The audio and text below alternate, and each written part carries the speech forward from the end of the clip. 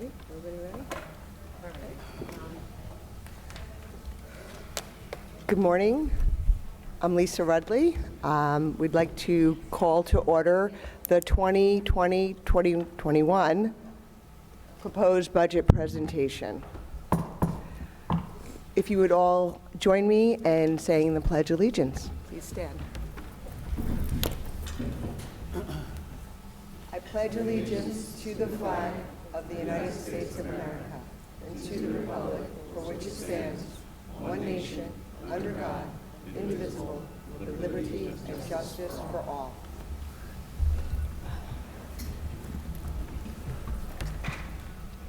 I'm going to turn this over to Dr. Sanchez, but I first want to just thank everybody for all the incredible work that goes into our schools each and every day. Reminding everybody this is a point in time where we're looking at the details of what goes into educating each and every one of our children and supporting all of our schools. And I want to thank all the hard work from everybody in our schools, our leadership team, all the educators, and everybody that makes the school function and operate amazingly. And I get the privilege of going around the state, and I get to see other school districts with my professional job, and I get to hear all the amazing things. When they say you're from Ossining, they're like, wow, that's an amazing school district. So just really proud to be part of this community. So I'm going to turn it over to Dr. Sanchez, and he'll share how the day is going to go. Thank you. Good morning, everybody, and happy Saturday morning. Just to give everyone a sense of those on the viewing audience and those present here, just as a reminder, at the last board meeting, we went through a number of sections of our budget. We went specifically through our technology budget. Maureen Bozang-Hill reviewed our special education budget. We also reviewed transportation and various facility needs as well. Today, we're going to be focusing in a similar way. We'll go through our curriculum budget. The business office will share details regarding their segment of the budget, human resources, and the superintendent's pages on the budget as well. So I'm just going to remind everyone, just for efficiency and also for purposes of, as we go through process-wise, that I'm going to ask in a few minutes Dr. Alm and Ms. Sipos to begin their presentations. If the board and those in attendance, they have a page that basically has the page, code, and notes. Just asking that through this process that clarifying questions are asked, and then we'll pause at the end to answer any questions that we have specifically to things to consider or things to potentially change, delete, add along the way. So through this process, as we're going page by page, if we wouldn't mind just asking those clarifying questions, and then we'll dedicate time at the end to really begin to review and take notes so that as a team we can all go back collectively and begin to refine the budget through this process. So with that, I just want to echo what Ms. Rudley said and just sincere gratitude to everybody. There's a number of our instructional leaders here, and I just want to take a moment if the board would join me and those in attendance would join me in giving them thanks for all their hard work and dedication. Their focus when we came to deciding things on the budget always centers around our children, which we continue to reiterate every single time that we come to a budget presentation. So if you don't mind, just let's give them a round of applause. And I'm going to turn it over to Brian and Carrie Ann, but as we're going through these pages, just remember that there's a lot of details and what and how, but this all is about children and our focus on excellence through equity for the children that we serve here in our district. So with that, please, I'm going to turn over to both Carrie Ann and Brian. Good morning, everyone. Good morning. This is our fourth time doing this together, Brian and I. Here we go. As Dr. Sanchez just stated and Ms. Rudley, we also want to recognize everybody in the audience, all of our instructional leaders and all of our assistant principals and everyone in central office that really, work together to make this day happen. It's a collective effort. Everyone has contributed to this proposed budget. And so we're grateful for the collaboration. So thank you, everyone. So we always talk about our why. And as we get ready to take that slow walk through the budget, we are always reminded about our kids. They are our why, all of our students, all that they are, and all that we are together as a community. And as we say every single year, equity is our plate, always, and all else falls in that understanding. Yesterday, some of us were in the Bronx, and we met equity warriors, and that's becoming our new term. We have to be equity warriors, and we wore our equity lens every step of the way through this process, preparing this proposed budget. And it is really, as we all know, our kids are the most important part of our work, and we kept them in mind as we prepared the conditions for allowing their brilliance to be expressed, each and every one of them. So,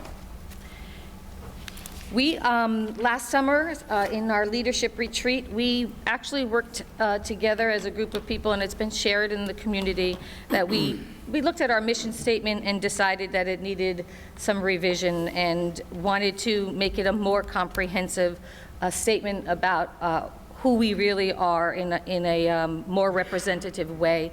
So we really believe that as we start this work today, that it's important for us to read our new document. It has our mission in it, our vision, and our core values, and it's, I think, important to just pause and listen to it. So our mission is really down to one statement: ensuring excellence for all students through equity. Our vision: we strive to be a model education system that puts equity in the forefront. Educators, families, and community members work in partnership with all students to ensure they graduate with a deep passion for lifelong learning and making the world a better place.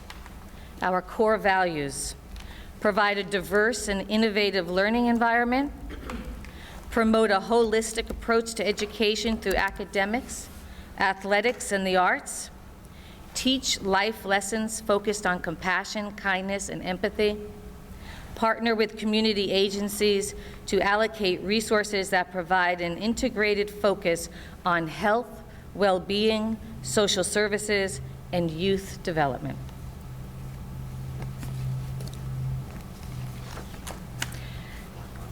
So our proposed budget was shaped not only with our mission and our vision and our core values, but everyone knows that a lot of our work is seen through our strategy map, and this map really guides us all the time, and it feeds our system at all given moments. So staff effectiveness, student-centered environments, and school parent community partnerships, these are our three buckets. This is what we look at all the time when we're planning programming, when we're developing quality instructional practices, and for cultivating deep and meaningful relationships with our families. So we use these three pillars to make decisions throughout the budget process. So, in addition, our mission, our vision, our core values, our strategy map, all fed our 3-year plan, and it's available on our website, and we will continue to work on it, but it fed the 3-year plan as well. But so today, as we go through code by code, you will hear our 3-year plan. You'll hear our ideas for ELA and math and science and social studies and STREAM and AVID and SEL as we talk through each one of the pages. So now that you have the larger theoretical frame, when we start to get into it, you'll see that there are consistent themes. What are shaping our work and decisions? Budget's much more than just an academics. You'll see it's a very holistic approach. As Carrie Ann mentioned, we're going to be applying, you're going to see these lenses of SEL, trauma-informed care, equity, family partnerships, student engagement, these things will come to life in the numbers. So first, we'd like to start with our prouds, give you a little gentle reminder of what this is all about.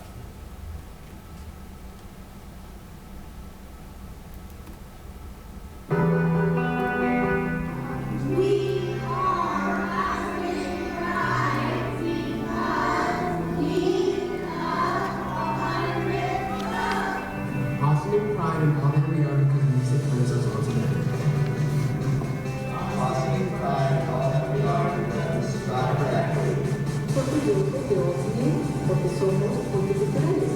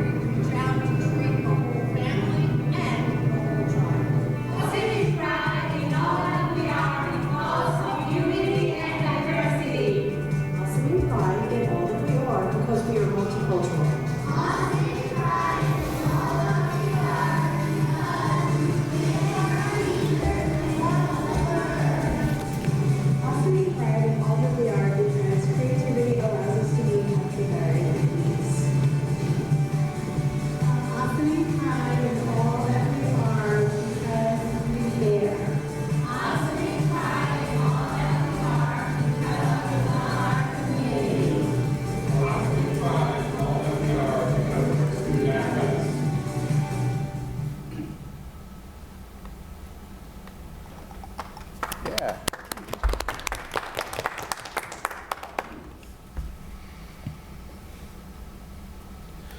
Okay, so just give you a little peek behind the scenes, our budget process. There's been a lot that leads up to this day. It starts very early in November, December. Some could say that it's a 12-month cycle. It begins with something called Cohort, Central Office Review Team. So each of our building principals and department chairs and directors of various departments come and sit down with central office and put in their requests for the year. There's time to aggregate all of those requests and consider them holistically, and then some decisions are made very early on about what's going in or what's not going in, with additions and reductions. With very careful reflection and revision process, and then to this day when we do go public with the budget. Just a quick reminder, bring it back to our kids. These are all of our kids. We're thinking about them deeply today as we consider what our challenges are ahead and what things that we want to help improve. Take a second and ponder our shifts in demographics, changing needs. It's just further testament to the fact that we're so much more than a demographic. We have pride in all that we are. We're taking a personalized approach today, every student, every day, whatever it takes.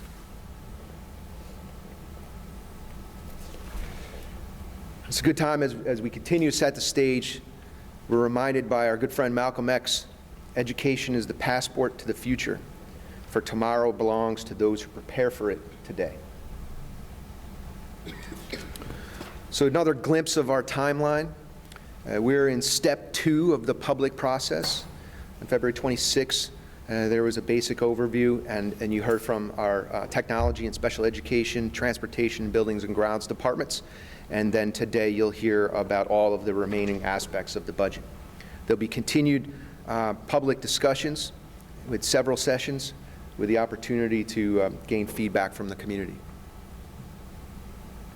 With that, we go into our first decision package, page 28, if you want to follow along.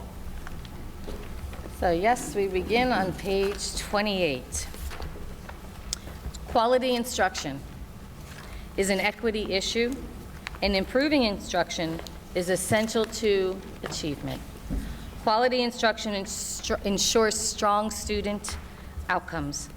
Academic engagement, whereby children are cognitively and intellectually challenged on a daily basis sits inside quality instruction. This is the work behind our first pillar on our strategy map, teacher effectiveness. Make no mistake, Ossining is full of talented educators who have the capacity to design and deliver instruction that promotes critical reading, critical writing, critical discourse, reflection, and debate. Teacher education, teacher effectiveness is an important and vital investment in the lives of our students. It is unquestionably, in my mind, the heartbeat of a school system. So you will find on this page all the budgeted information about the directors of teaching and learning. These essential positions oversee all our curriculum and instruction and assessment efforts in the districts. This page reflects not only the salaries of the directors, but also professional membership fees and potential leadership staff development. You will also see that part of the Director of E&L bilingual funded programming is also coded here. It contains information about some of the summer curriculum work that is outlined for this upcoming summer, which includes some curriculum design and some professional development for teachers, as we always do in the summertime. So you will see an increase in this code as we have set aside essential funding around our math in focus and our Envisions efforts at the middle school. There is also some new support for high school, such as Generation Citizen, which will provide our students with opportunities to engage in civic advocacy kind of oriented learning.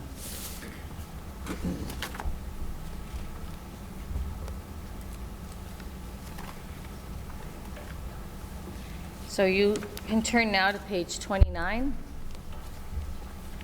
Building Administration. So in education, leadership is essential, but instructional leadership, as we say over and over, is what will change our kids' lives and eventually change the world. In this room, we celebrated them already, but in this room, we are surrounded by some of the finest instructional leaders in the field of education. Our instructional leaders work relentlessly, and I mean that with my full heart, relentlessly, to ensure that everyone in each of their systems is of quality and that they are all impacting student learning. Our leaders share an unwavering commitment to children and inspire our staff to take all the necessary instructional action to ensure that each and every student in the Ossining School District is successful. So on this page, you will find principal salaries, as well as the clerical staff that support the work in each of our buildings. This page also reflects needed supplies to run a year of teaching and learning. And you will see a decrease on this page as we are going down one administrator.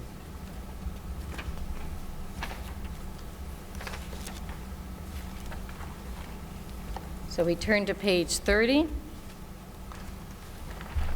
So, protecting instructional time is paramount.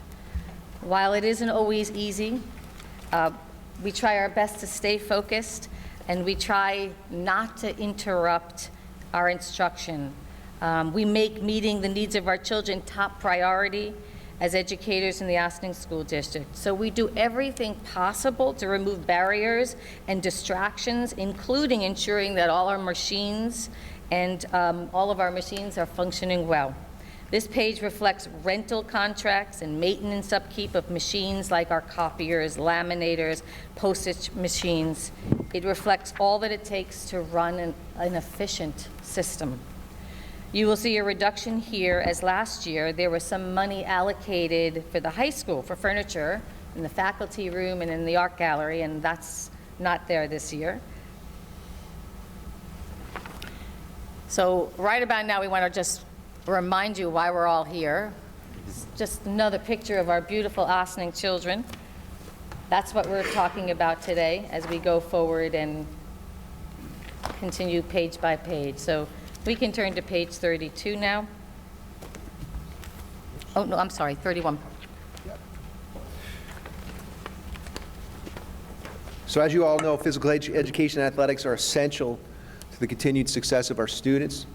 sound body and mind. This page represents the coordination and supervision of interscholastic programs, which involves bus schedules, policies, equipment, facilities, supervision, security, equipment, coaches, officials, records, and all athletics-related functions. What you see here in terms of an increase, a modest increase on the bottom half of the page, is due to replacement items. We saw a spike in expenses there for worn out equipment this year that we needed to give that a little bit of a boost.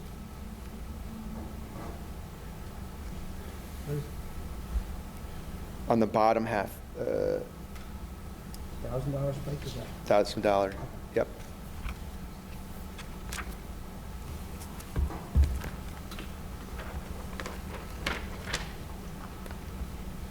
So now we turn to page 32, cultural arts page. It is undeniable that our cultural arts programs are outstanding. Our students are photographers, singers, painters, performers, dancers, musicians, composers, sculptors. We can all confidently agree that we provide our children with many artistic learning opportunities that enhance their personal lives, shape their identities, help them to build relationships, grow their worldly perspectives, and contribute to their overall achievement. The arts are vital. They are vital to achievement. They are vital to social and emotional growth.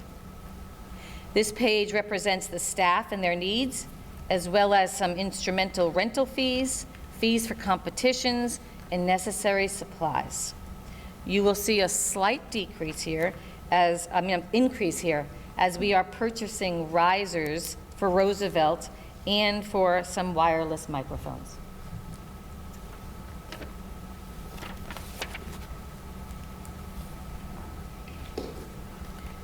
So we'll turn to page 34, in-service training. So we know that teacher effectiveness depends on providing time for teachers to lead their own learning, but to also provide them with the support they need to get better every single day on behalf of our children. Teachers in the Ossining School District are given the opportunity to learn together through multiple learning structures. Sometimes you will find our educators working together after school, sometimes in study groups, other times in small groups. We are very proud of our APPR plan and our process, which allows autonomy in adult learning. Educators are given the opportunity to choose learning topics through different learning paths at different times of their year and direct their own personal growth. We are also really lucky to have an Ossining Teacher Center, which also offers targeted and meaningful workshops for our teachers to attend as well. In addition, we have coaches. We have coaches throughout the district who bring curriculum and initiatives and practices to life directly in the classroom. They can often be found providing professional learning through multiple structures, as I already shared, but also they spend a great deal of time working alongside our teachers in embedded coaching. So this page reflects the fine work of our coaches, mentors, and others that we use to provide some of our staff members with professional development. This page also reflects some Boces services, including our membership with the Regional Action Group. It includes our Back on Track program and some summer work for secondary social studies and middle school.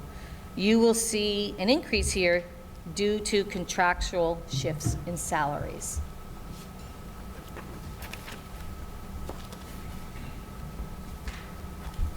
The same number of coaches.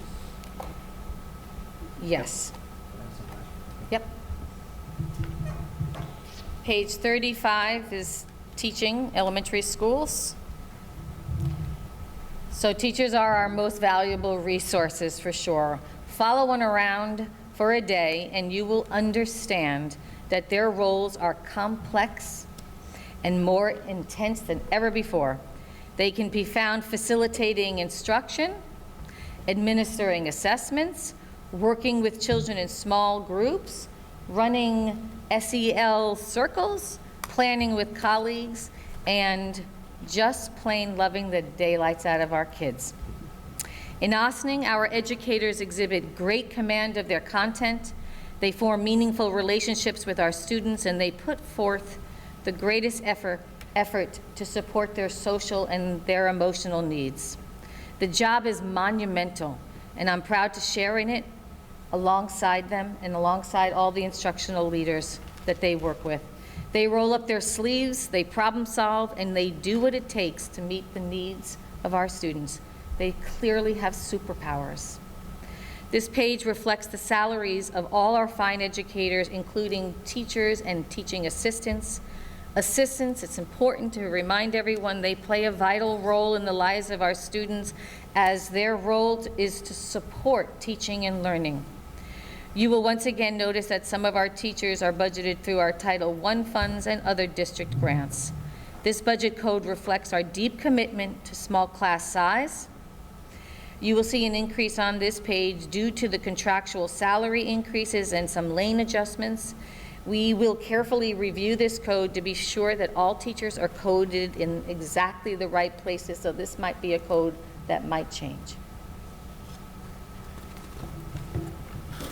It's the same number of teachers as last year. This is our kid that was down one last. I'm going to ask Joan Garone and Ray to talk to that.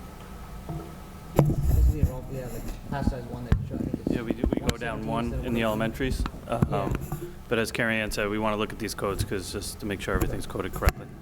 So are we going down a teaching assistant as well? Teaching assistants? Can you repeat the question? Sorry, are we going down a teaching assistant? No, we're not going down. We shift them around. When we shift them around, different salaries, can create that kind of a negative. But in addition to the dollars, we also look at the FTE to make sure that we have what we've had before, if that's our intent. Okay, so no change? No. Okay.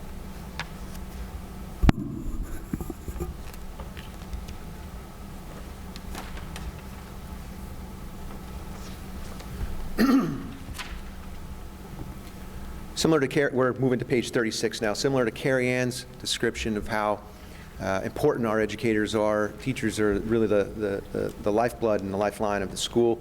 In secondary schools, instruction is the #1 priority for the success of our students. What you see on this page is it should say 3.0 emergency teaching position. That adjustment was made at the board table this time last year, and what is new in this is 6 curriculum leader stipends, totaling about $40,000. This is a new improvement that we're looking to put into play in the secondary level. The curriculum leader concept will allow us to have coherence across the middle school and high school. There's been a number of shifts in standards in all content areas, and so we're constantly adapting the curriculum to correspond with those standard shifts. There are new exams in social studies and science, so there's really a need for greater coordination of this curriculum work on the secondary level. We're also asking for a 1.0 social studies teacher additionally in the high school to accommodate for those shifts in standards, changing exams, more robust elective offerings in the social studies. All the other increases that you see are due to contractual increases and lane changes.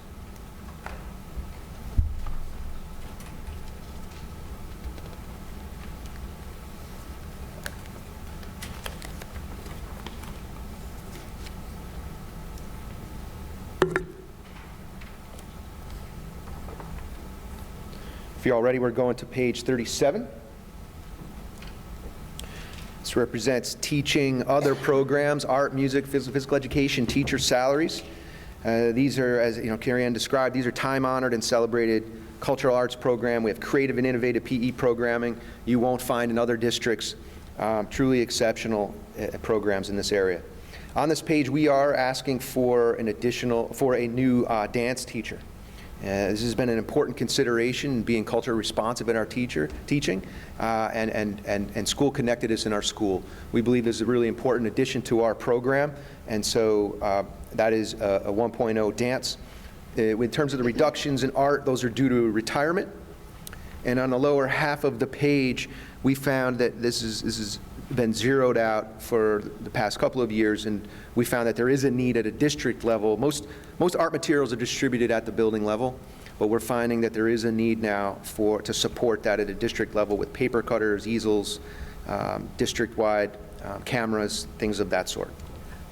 Just a quick question. So the new dance teacher, students will, it'll account for physical education and art credit as well? Very good question. I'm glad you brought that up. That's very helpful to me. It depends upon the individual that we're able to hire and the certifications that they come with.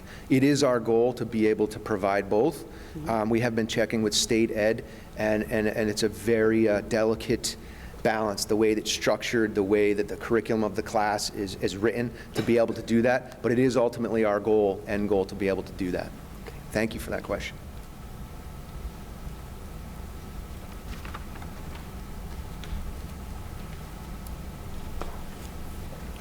Moving to page 38.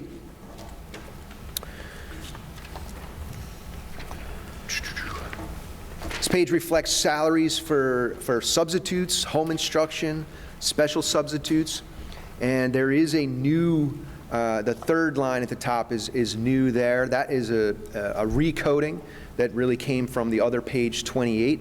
We found that it's more important to consolidate what we used to call summer curriculum work is now happening both during summer and during the school year, so it's more appropriate to code it on this page. So it looks like a very large increase there, but it really is just shifting over from page 28.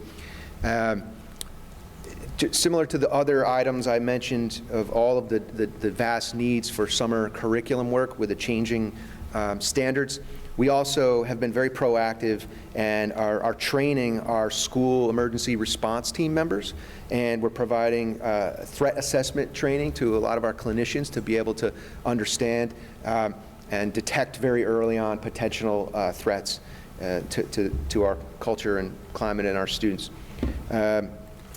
So we will eventually update the description on the left-hand side to more adequately reflect that third line there and why those are there.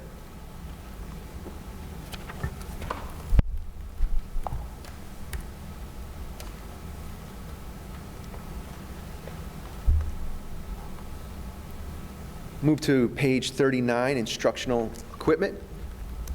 Reflects special area equipment and classroom equipment. You see a lot of modest increases here. There are some really important things in there, like 2 kilns. We've had a kiln crisis recently, and those things can be pretty expensive. So that reflects a couple of the bumps. But similar, we're really pushing to be culture responsive in our teaching and engaging, and we have this kind of district-wide movement around flexible seating and classroom design. So as teachers become more facile with those strategies, those teaching strategies, we are seeing some increasing equipment requests. So there's a lot of furniture in here. There's some library, STEM furniture, Chromebook carts, etc.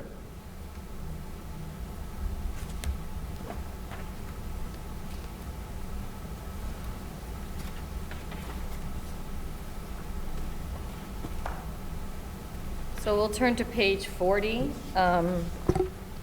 Staff development and consultants in school buildings. And as I shared earlier, when we were talking about our coaches and our mentors, that there's multiple structures for all kinds of learning taking place in our schools. Teachers have lots of opportunity to really build their capacity. But every once in a while, we always say it's really nice, as we did yesterday. Some of the instructional leaders got out and went to visit a couple of schools in New York. It's nice when we get a chance to go outside of the context of our own school buildings to do some learning. So this past year, we've had people go to Teachers College institutes down in Manhattan, and some of the institutes during the school year. Some people have gone to leadership conferences, ASCD conferences. We've got NISABI coming up, a bilingual conference that some of us go to, and we have many of our Ossining High School teachers going out and learning about AVID. So in addition to all the work we do inside, we do go outside to learn from other professionals and to be inspired by others. So you'll find that this page reflects the district staff development, but also the staff development in each of our buildings, so both in and out. You will see an increase on this page as we are expanding AVID at AMD. And so we have put some money aside for 2 teachers to go this summer for some training, and I think that's really exciting. And then there's an increase due to a cohort of teachers that we are calling the Innovation Cohort, and that's going to be a group of educators that will be invited to begin exploring, they've already started a little bit, project-based learning as a way to shift some instructional work.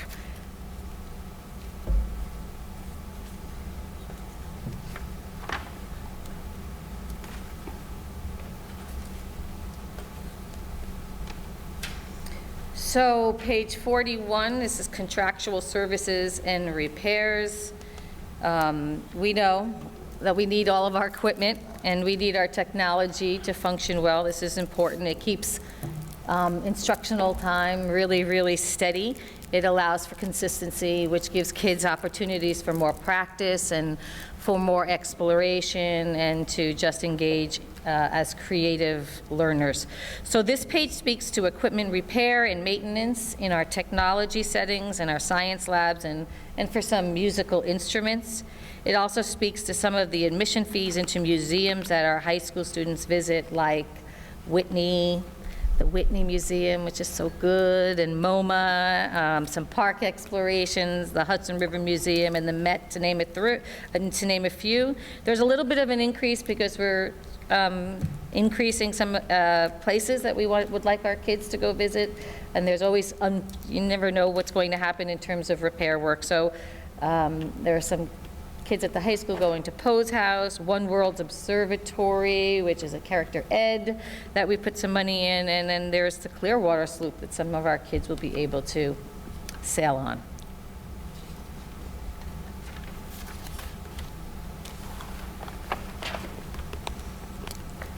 So page 43 is textbooks and workbooks, and I think most of us know that we have a per pupil allocation that really drives how much we spend on textbooks and workbooks. And it has stayed pretty steady over the years. So like past years, the allocation per pupil is $58.25, and we use this to directly support teaching and learning and to enhance our curriculum. Some of this code is used district-wide, but each building also calculates an allocation depending on the number of students in each building. There is an increase on this page as we really stay committed to building up classroom libraries and improving on our Teachers College efforts, replenishing math books. So you all know that we remember that this is our new year with Math in Focus and Envisions Math, and our students actually had student books this year, right? So we're replenishing math books at the elementary and also at AMD.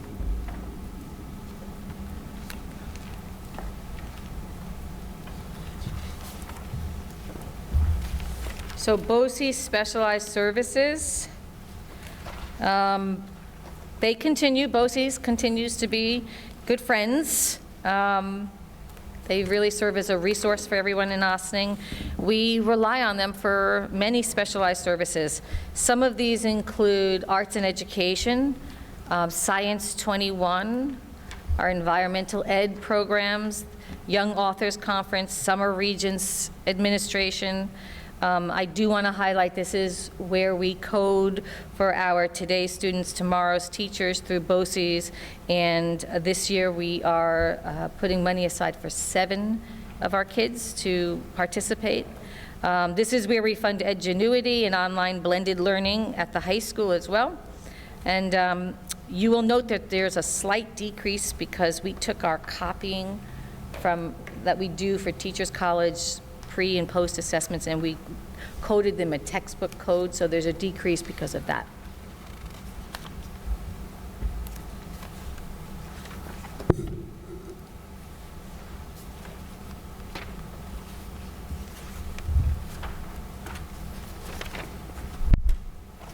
Okay, page 45. This is what we refer to as our per pupil allocation.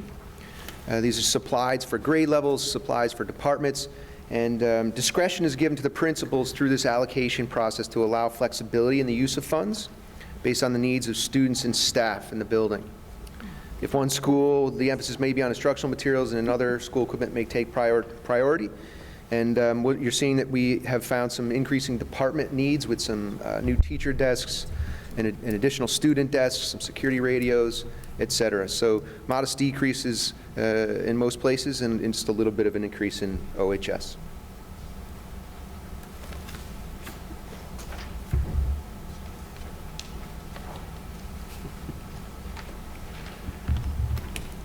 Page 46 is the cable studio and radio station. This one's very simple, with basically a rollover. There is a little bit of an increase based on last year's expenses. We have put some money into our live streaming so that the folks can follow along at home, and that accounts for the modest increase.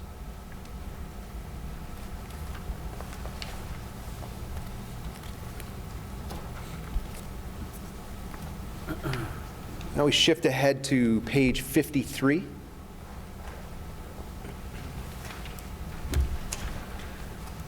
'53 is our Boces Career and Technical Education budget. We're very fortunate to have a very strong Boces in our region, the Putnam Northern Westchester Boces, where they offer plumbing, masonry, carpentry, HVAC, culinary, cosmetology, and a lot of honors opportunity as well with New Visions Health, New Visions Environmental Science. In past years, we've been a little bit concerned because we've seen a slight decline. This budget is calculated on a 3-year rolling average, but I'm really pleased to report today that we have 152 students attending the Tech Center, up from 82 last year and 122 the year before. So we are doing a much better job of providing these opportunities to our kids and matching their interests with these opportunities. And we're also really pleased to report that we are going to be exploring a middle school. They've newly developed a middle school opportunity to be exposed to the trades as well, and so we're going to be piloting that in AMD next year. So it's a 5% increase just to be safe, but it is calculated on a 3-year rolling average.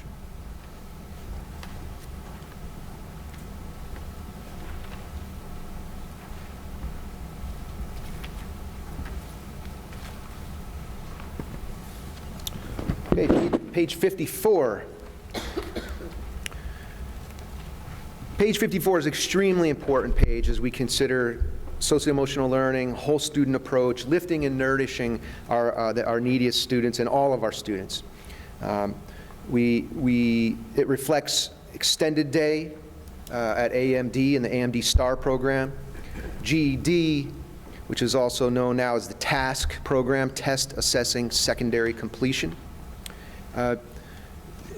And so there is an error on this page that I do want to highlight. The last line, credit recovery, there should be a $19,000 allocation in that space, but overall it is pretty much a rollover. So you'll see a about a $7,000 reduction on this page as a whole after you enter in that missing piece. We have changed our task program in the last couple of years for greater efficiencies. We now go through Boces, and we have a lot closer oversight of that program, and we've built in some efficiencies. So you'll see some real savings on this page when all is said and done.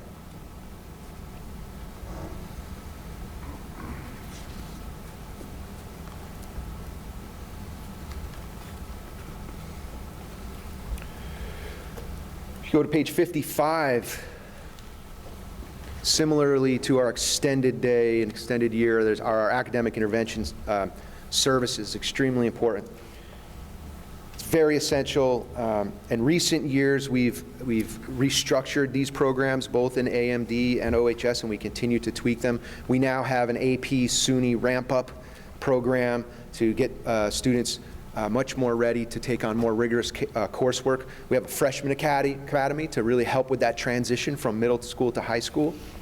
We've also put a lot into Regents review efficiencies, so we're still offering the same level of Regents review, but we're doing a much better job of leading students to that opportunity and matching them with their exact needs. So there is some code cleanup and some consolidation on this page. So some of the zeros that you see up top are not really zeros. They're reflected in the line at the very bottom that says combined middle school, high school, extended year. But by and large, this is a rollover page and pretty budget neutral.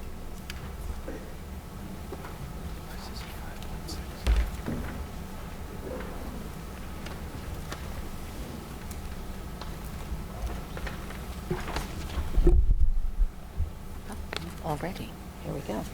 Okay, so we're going to take a minute to look at page 56. On this page, you'll find one of our library media specialists / stream teachers, and some of our after-school learning opportunities, such as Project Uplift at AMD, which is a STEM program, and some other competitions. I do want to pause and just say something about our stream efforts, because they are in all of our buildings, and they're pretty spectacular. We instituted this year at Roosevelt, it's important to just point out that we instituted a computer science program during our stream time.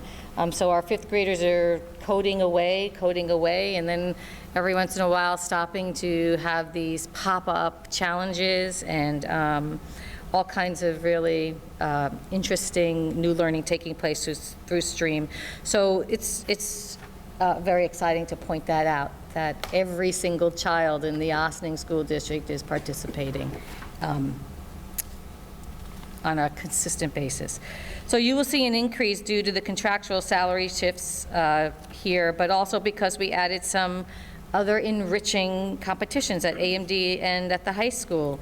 You'll see a Genius Olympiad at the high school, AMD Robotics, there's some writing at AMD, and AMD Math Olympiad, just to name a few.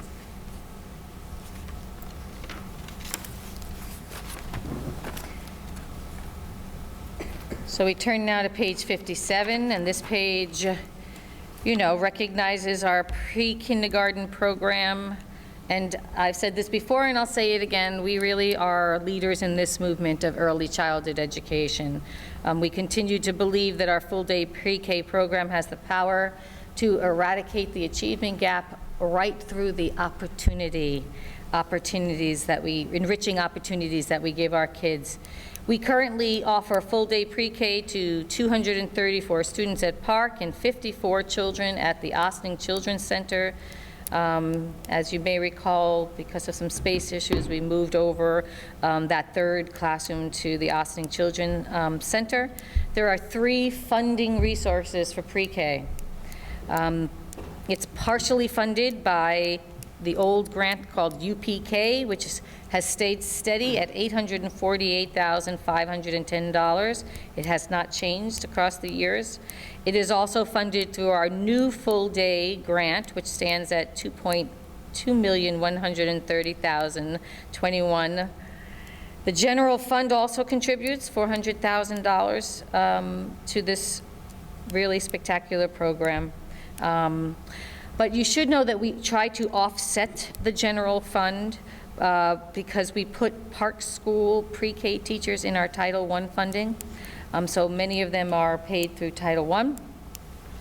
We continue to be deeply grateful for the grants and proud of our commitment to early childhood education. There's no change on this page.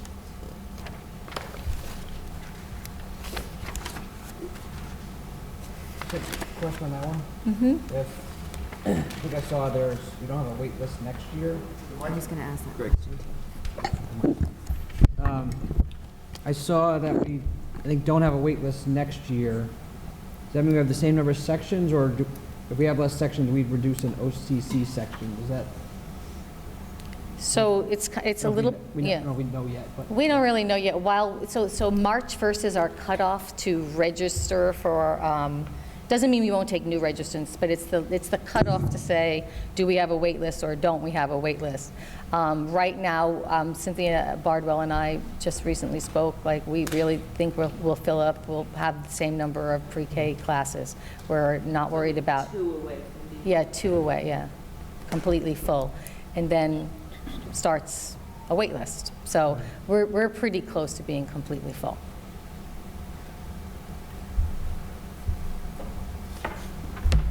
So page 58, library programs.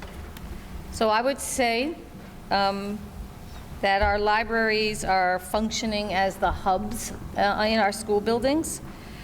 Through our equity audit, we continue to fill our shelves with more and more diverse books where children can see themselves and connect to a variety of texts. We have really brilliant media specialists, library and media specialists, who are working hard to get to know our students and to match books to their interests.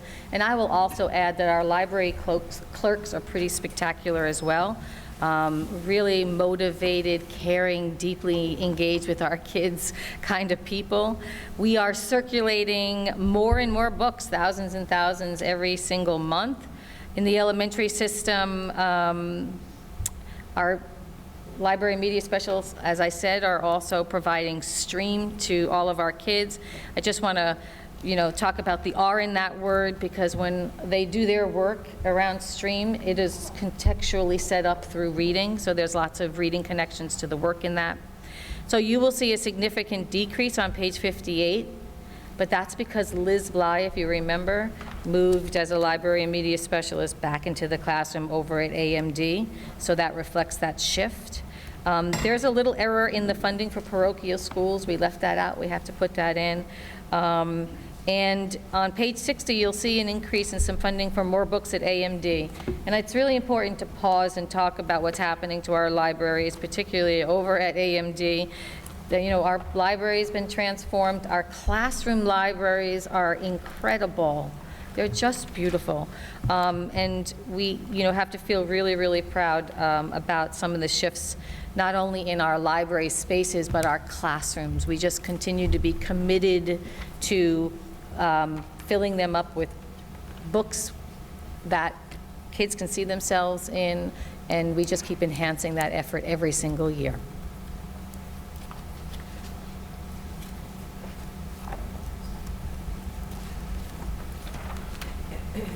Okay, moving to page 63, the guidance department. As you know, the guidance department is essential, and we've been highlighting SEL needs throughout this budget presentation. We are asking for an additional 1.0 guidance counselor in the high school. The remainder of the increases are just general contractual increases, and then a modest request on the bottom for some additional awards. We've put a lot of thought, time, and study into this request. And we determined there's really a significant need there for an additional guidance support in the high school, and we're looking forward to having that as a resource.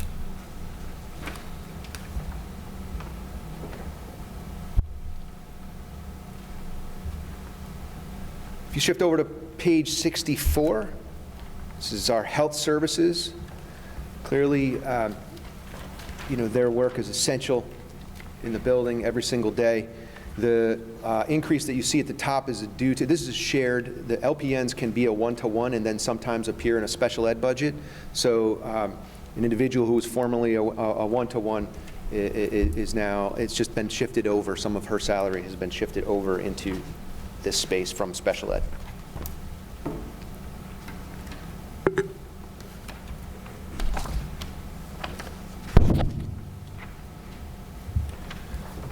Page 67. This is co-curricular activities. So as reflected in the overall themes of the day, we've made a concerted effort to bolster our extracurricular programs. Directly support, the research says they directly support our academics. Greater student engagement leads to greater academic success.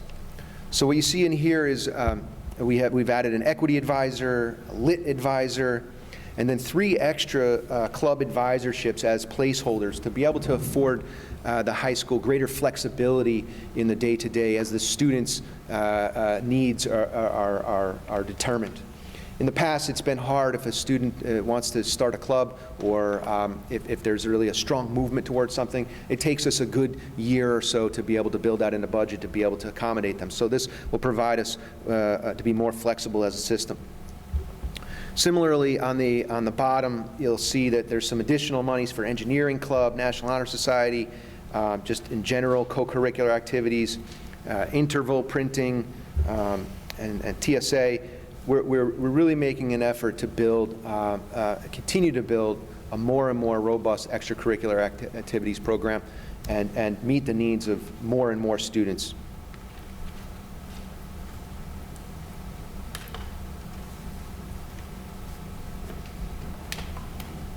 Along the same lines and the same thing, if you go to page 68, we've added under intramurals, there's a weight room supervisor and a strength and conditioning coach. We've historically, it's been a challenge. Mr. Dennett has done a great job trying to keep that weight room staffed, but having these named positions will help make that much easier for him to make sure that our students always have access. On the very bottom of the bottom half of the page, we've been very responsible in our spending for supplies for interscholastic activities, but you'll see that there's a need for some additional uniforms there. 4 different teams need new uniforms.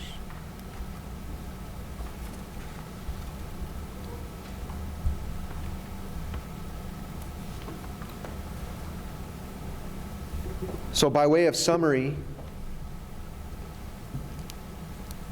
you know that no one's better than Ossining students, right? Our kids are the best, and we have the most dedicated faculty on the planet.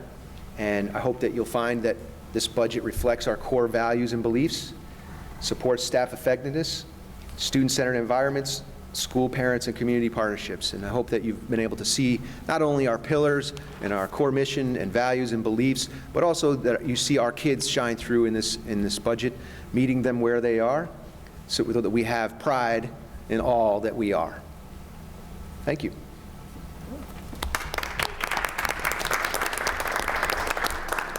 And we just want to remind everyone of the most important date, Tuesday, May 19th, 2020.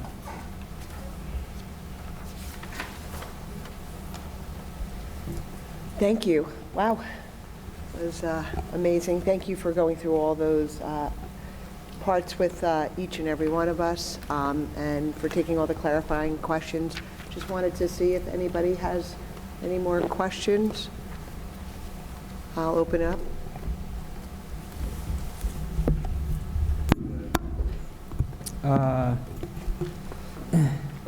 Comment or two on that question or two. I love the addition of the guidance counselor, and I know we talked about the other night, but the psychologist. Those were 2 that I know we've talked about last couple of years as needs. Anyone in the community, I know we've done the math to say how many kids we have per guidance counselor compared to other schools, and we have more kids per guidance counselor than other schools. So adding the guidance counselors certainly needed, and I'm equally convinced on the psychologist. A question sort of for Jim, and sort of an observation. I know we have emergency teacher slots. I know you just mentioned sort of placeholder for club spots. I know the athletic department does their best each year in an imperfect system to predict which sports might need an extra coach, but it's an impossible thing to do a year in advance, and probably more so at the modified level where you just don't know who's going to show up. And I know last year, I know it happens every year, I think it was modified girls, whatever, lacrosse. I remember walking by the field and there was like 60 girls and 1 coach, if not 70 girls and 1 coach. I just wonder if there's not a logic to create a coach placeholder or 2 to just say, like, if more kids show up. I know finding a coach at the last minute is probably not the easiest thing to do, but to have a spot to do that seems to me something like that would be good to talk about. I don't disagree with it, but I think if you put like 2 or 3, you don't know, like you said. You don't know, and if you don't use them, you don't use them, but I know I each, didn't put it in, but what you're saying makes sense. right. I mean, every year I know we get, we added the JV, some of the JVB things the last couple of years, which certainly helps.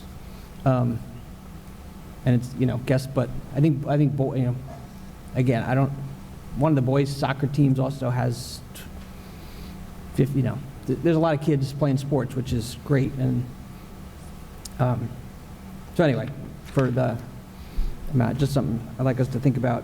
And I guess to ask, I know a couple years ago we talked about the OHS subs.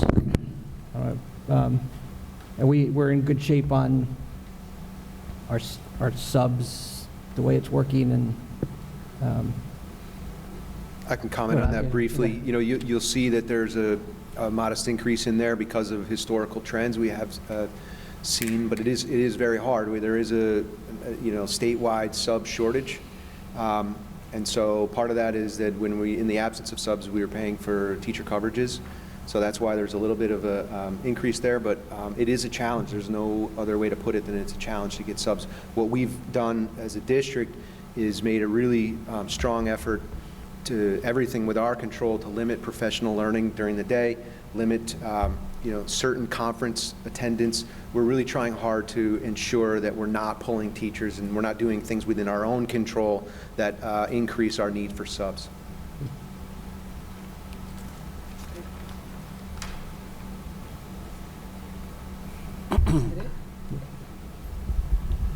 I have a long list. You want me to go or you? No.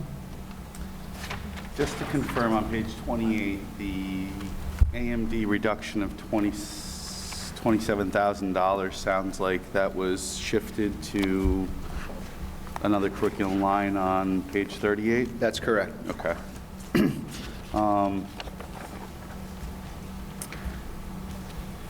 The page 29 decrease of an administrator is offset by, that's a shift of a position, or are we down a number entirely on that? Page No, it's 29. budget. We added an assistant director for PPS last year as well. So Okay. we're kind of at the same number, and then in addition to that, we've added the teacher leader roles to help support some of the needs at the high school. Okay. Page 33, test scoring.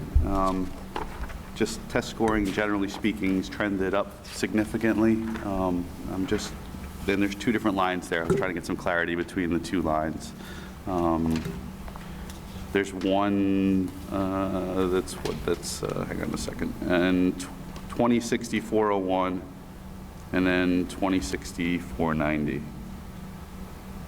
Don't necessarily need to answer that now, but just overall, the general theme is test scoring seems to be increasing significantly. So just want to understand that a little bit better. Did you say decreasing or increasing? Increasing. I mean, if you look at it at a wider lens than just year to year, you go back, Sure. 5-6 years. Okay. I mean, one thing I can speak to about that, Frank, is that we've done our in-house NISA training, and we've recently added that as, we're sending it out. Okay. Which, there could be efficiencies in sending it out. I just, when you see this line increasing, it just raises questions. And so it would be a little helpful to understand maybe what some of the savings of how we're able to allocate people differently. Otherwise, it just looks like an expansion of cost. Are the vendors charging us more? Are we being asked to do more? All those kinds of things. Does this fall under the state requirements, that we're not necessarily getting funds for? Just trying to get a better grasp of that.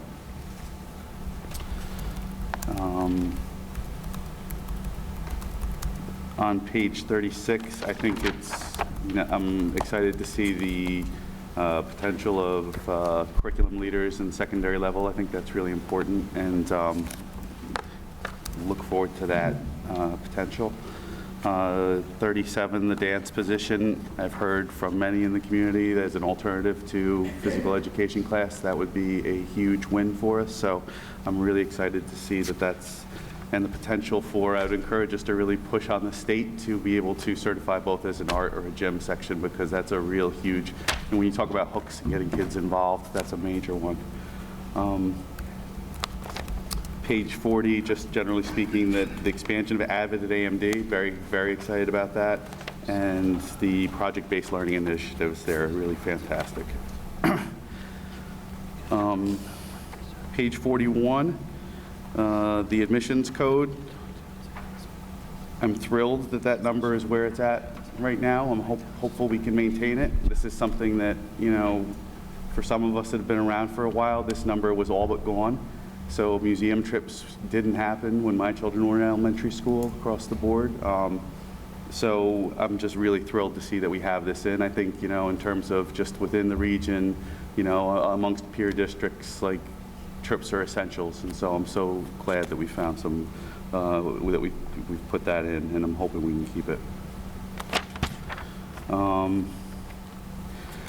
Clarification on 46 with the radio station funding. So the live streaming of that, does that mean that the station itself will be live streamed, or are we adding in like live streaming of meetings?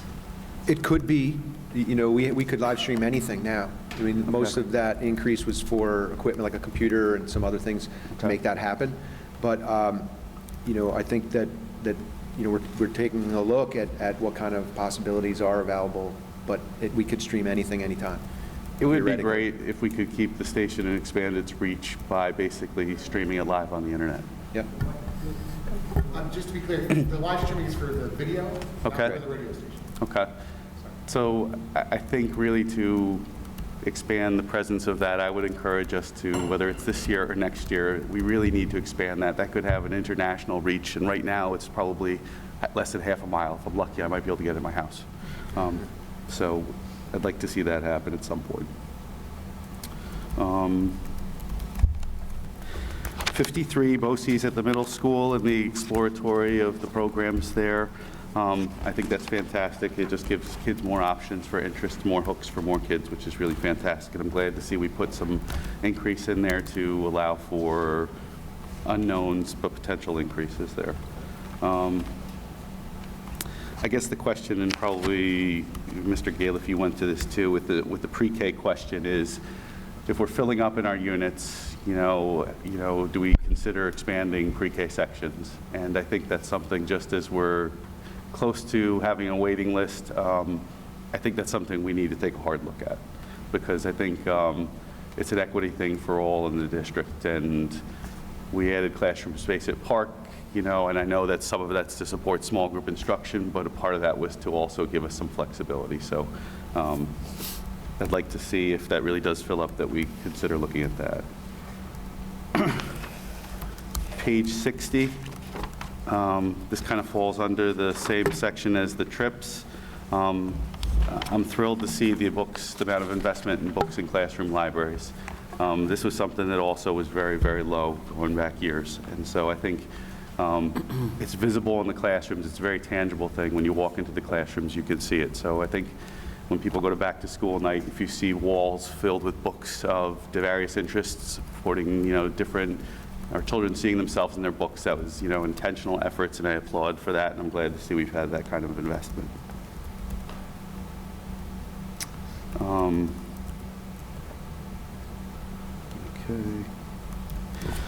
64, and the nursing line.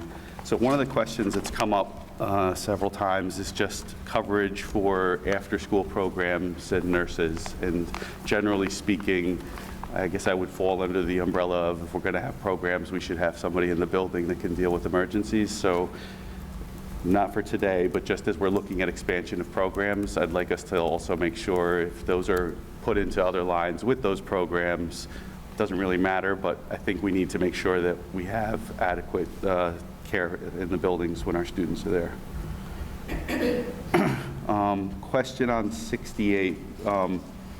I'll echo Mr. Galiff's comments about B teams. I think one of the things we've asked for is the annual, you know, the amount of cuts that are happening with teams. I mean, it really is, when we see those in high volume, it gives us pause, because these are ways of keeping kids connected to schools. So I would advocate for having additional resources to account for the year that 70 girls show up for a lacrosse team, and maybe we're letting some go, or, you know, and I know in my modified it's a little different, but I know in the JV and varsity with the cuts, I would like just to keep on top of that and potentially look for alternatives. If the teams are large, maybe consider B teams, that kind of thing.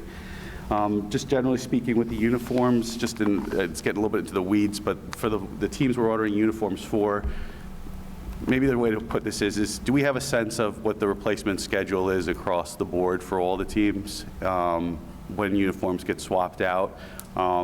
Some seem older than others is the way I guess I'll put it, but it would be, I'd like to see a report kind of just here's the teams, here's their last uniform dates, just so that we're ensuring there's equity across the programs. And then with the weight room, one of the things we've heard from the students is the difficulty of getting in there, so I'm thrilled to see that there's supervision. Do we have any sense of what the coverage of that's going to look like?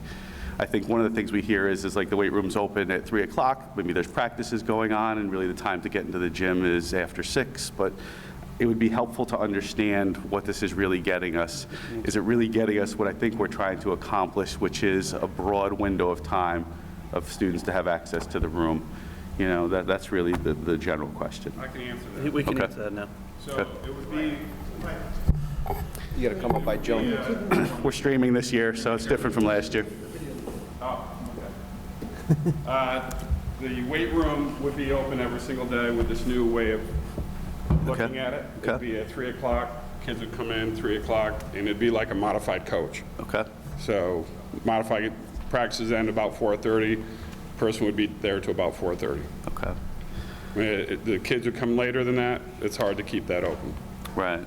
So I think that's kind of some of the challenge, right, in Yep. terms of this. And so obviously I'm asking us to look at a lot of things, but one of the things I'd ask us to look at is expanding the hours to make it accessible for, it sounds like for the students that aren't participating in a program, up till 4:30 works, and it's like an after-school program for them, but kind of anything supplemental for someone that's, you know, participating on teams or whatever, it'd be difficult to get into the gym. So just, if we can look at ways to try and expand that, that would be great.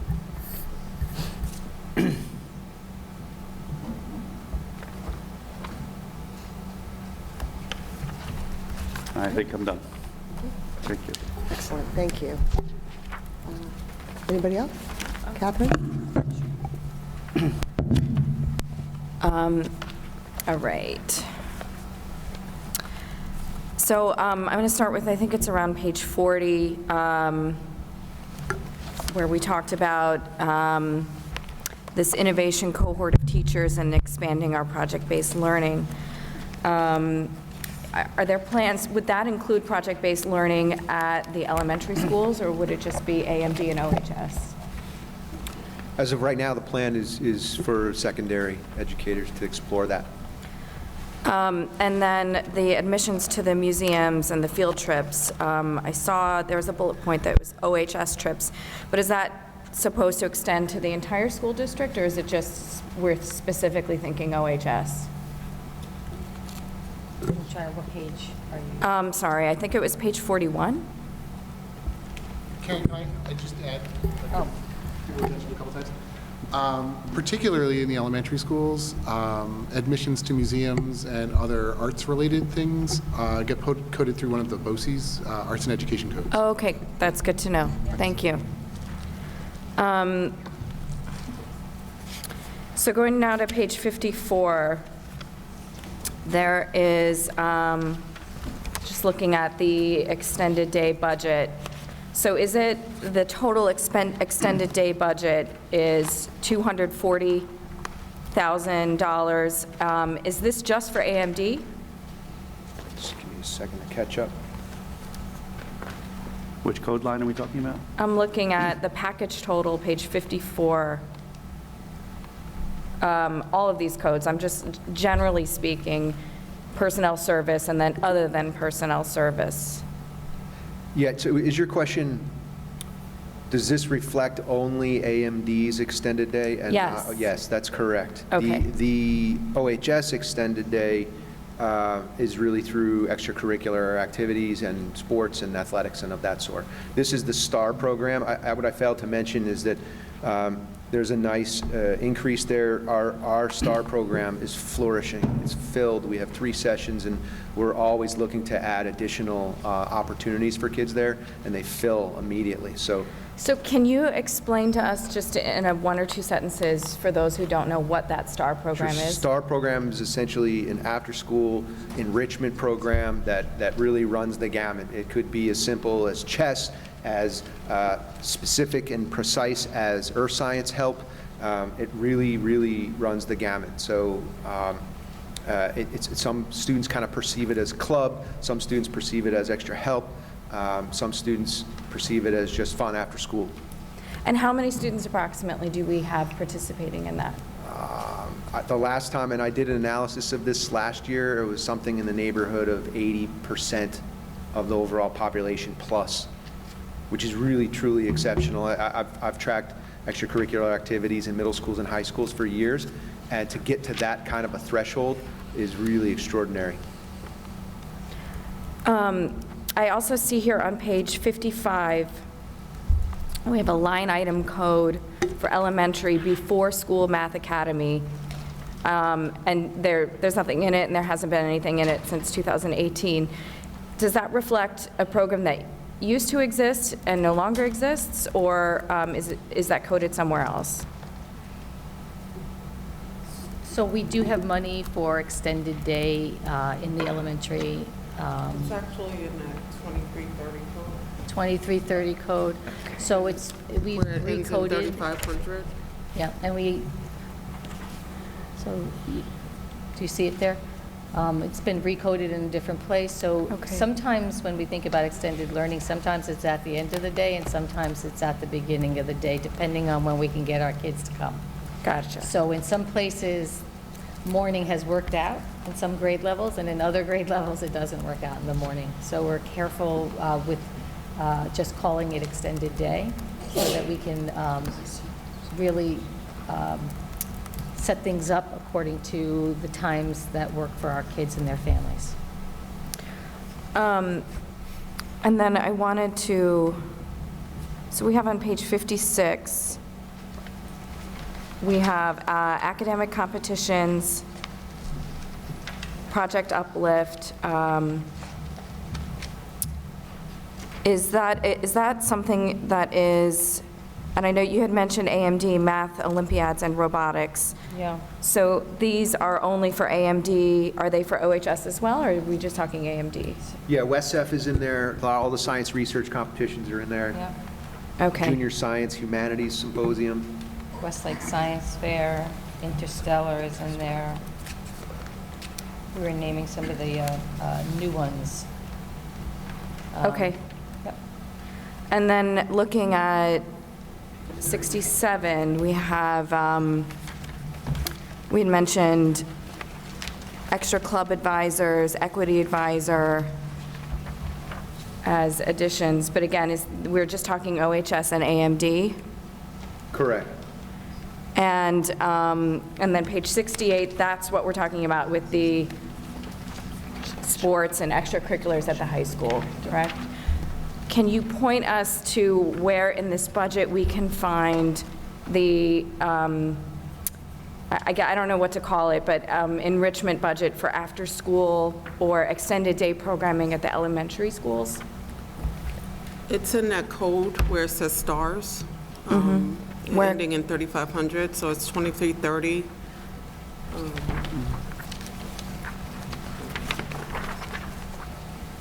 And so we use some of the general fund while you were looking for that, but the other thing that we should 54? really take note of is that we have a Title IV grant that we use for some extended learning, so Curious on Hudson gets funded through that.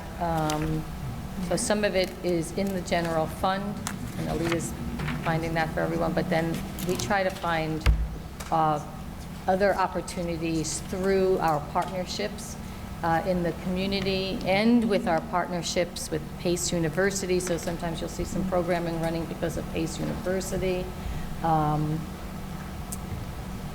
Okay. It's on page 54. 54? Yeah, it's 2330. 1X, 1XX, 3500. Okay. It says stars, but it also includes the elementary schools. Okay. I know that this is something that we had talked about very minimally in the past, and I hope that we can continue to talk about it. Because some of the quotes are great, which is we continue to grow more robust extracurricular programs that meet the needs of our students. If there's a strong movement towards something that you want, we work to accommodate them. You know, I know that there is interest in additional extended day opportunities at the elementary levels, and I'm hoping that we can continue to discuss that as a district and as a board of what that might look like. And included in that, you know, the realities of young children and transportation and how to best meet working families who might not be able to get to the school district in time to pick up children after school. I just think, I'm really hoping that that is a conversation that we continue to have and flush out over the budget season. So maybe as we progress, I'm clearly aware, I can give you more details, so once we get through all the process, I have it noted, and we'll share how we are going to be increasing the opportunities for students after school. We did look into transportation. Our Director of Transportation noted in some ideas, I'll just give you a range if it's okay, around $60,000 to $70,000 to offer after-school programming. Busing, that's both, clearly that could fluctuate based on what's being offered, but that just gives you a sense of it. But I have more details on that to share later on. Okay, that's great, thank you. I wanted to say also, the additional guidance counselor, I'm really happy to see that, you know, I know that that's one of our advocacy talking points as well, so I'm thrilled that it's reflected in here. I know that the school district has tried to look very hard at the referrals and the discrepancy in the referrals of students of color, and I know that, you know, that kind of goes hand in hand with whether or not we have enough social worker support and school psychology supports. So I just, I'm sure that administration has asked its administrators of the buildings what they want, and in the event that that was a suggestion, I would certainly be willing to discuss that further as a board.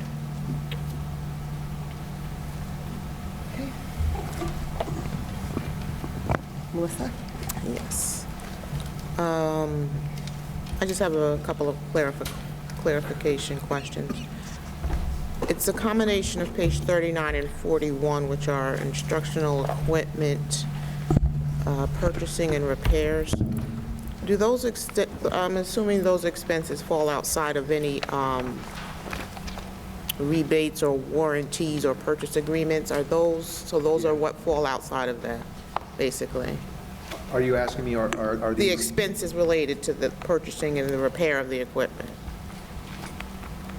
Sorry, can you Is say the that- question again, Melissa? I'm sorry. So I just wanted to clarify on page 39 and 41 with the equipment repair and purchase, is that extenuating, you know, expenses that fall outside of any of the rebates or warranties that come with that? Yeah. Okay. Yeah, most definitely. I mean, these kilns in particular are extremely old Okay, and have been repaired on multiple occasions. right.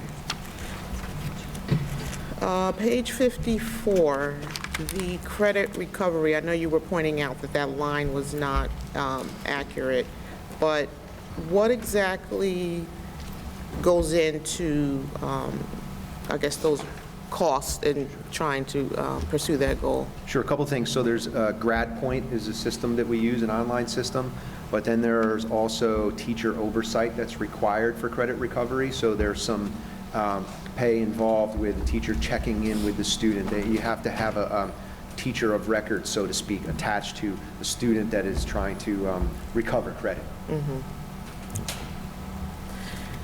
Okay, page 67, one of the things that was mentioned was the I think, the equity advisor Yep. role. Now, does that fall specifically just for like the equity clubs that exist, or is there going to be like a general support? Because I know we're talking about, things like the referrals and things like that being off, and I think it does expand beyond guidance and psychological support. I think there's some curriculum and professional development involved in that process as well. So does the equity advisor support anything outside of the club, or is that just a club-focused role?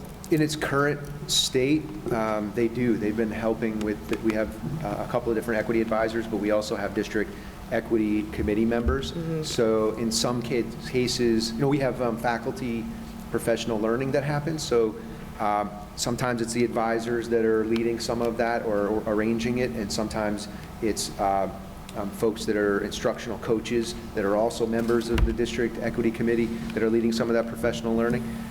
That particular space in the budget is for the equity advisor, not for that teacher coaching or planning for professional development. Okay. I think that's just about it. Everybody else kind of covered most of everything else I was thinking of, so. Right? Anybody else have any questions? Any questions from the community? Any clarifying questions? Please join us. Good morning. Good morning. I'm Roger Bhattacharya. I reside at 16 Holbrook Road. Question for you. Is there anything in the plans right now to reinstate math circles or any kind of enrichment program as such for the 5th grade level? Not anything that specific. So enrichment, I'll just speak to enrichment in general. Excuse me? You mentioned coding. Yeah. I mean, that's why we put the computer science course in the library media specialist's hands in 5th grade. But something specific to circles is not in the budget. I'm hoping what people feel in our programming is the choice in the kind of programming that we, put in place. So kids enter, and there's no limit to where they can go in our reading and writing. We've chosen a constructivist math program, so kids can enter and go wherever they need to go in terms of their growth. But specific, like in terms of circles, we haven't put anything in that, but I will tell you that we have a win period in all of our buildings. We call it center time in kindergarten, and we call it rotation time over at Brookside. But we have this period every single day where kids go into small groups so we can differentiate, and they have time. Teachers are differentiating not only for ELA, but they're also differentiating for math. And in addition to all of that, I feel like we spoke about all the enrichment in terms of trips and in terms of activities and programming partnerships, people coming into our schools. But specific to just a math circle as its form that it used to be, we've really put it into our win time where kids can, where teachers are doing that on an everyday basis versus a once-a-week basis. Got it. Great, thank you. And then my second question is around the Boces. First of all, great. I'm glad to hear that there's more students that are going there. Is there a cap on how many? So let's just say more students want to enroll. Say that number, I think the number you quoted was 142. Is that, if I'm not mistaken, or was in that vicinity? If that number should go up and there's more kids that are interested in that, how is that handled? And what do you plan for that in the event that changes? This is a great question. I appreciate you asking it. And to be completely honest, we don't have a specific structure or cap for that, right? Yeah. We're pleased to see the number go up, and students will be able to really follow their interests very specifically. I don't know. We don't have a structure or a cap for that in its current state, but I mean, theoretically, yeah, it'd be cost prohibitive if at some point, if 50% of our population were to gravitate towards the tech center that way. But I think that we would evaluate that as it comes. But to answer the question in a different way, I think that a different way to ask the question is, well, what's our target?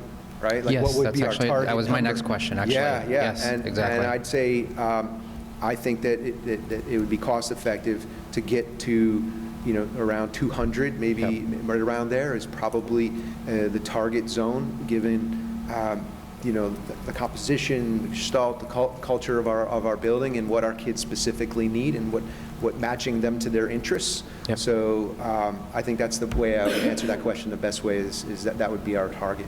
Okay. Just want to mention, too, that we get aid back. So we get about 70 cents per dollar.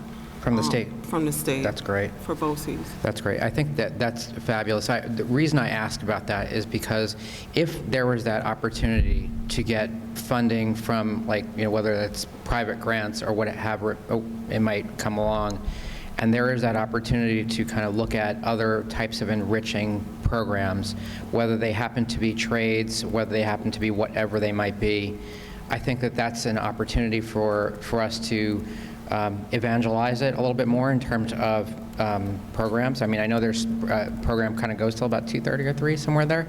But I think this is something to take a look at, and it's something if there's a need to create some advocacy for it, just because I think that just opens up a whole set of new avenues, skills, opportunities. I mean, it's pretty amazing just to see going from culinary arts all the way to carpentry and electrical and whatever else, right? Robotics. But I just think that this is something that I'm very much an advocate for, just because I think that this would really enhance the value proposition of our school district. So that's the comment I just want to make. Thank you. Thank you. I just want to give a shout out to Principal Stephen Hancock, because as I go to the orientations every year, putting Boces and the vocational opportunities right up there as an important option, not as an afterthought, but just as an important option for parents and students to start looking at that. And I know there's an effort to even have it as an option for 10th graders versus just our juniors, and I think that's really important. Sorry, one more thing. I also wanted to just bring this up just as a matter of topic too.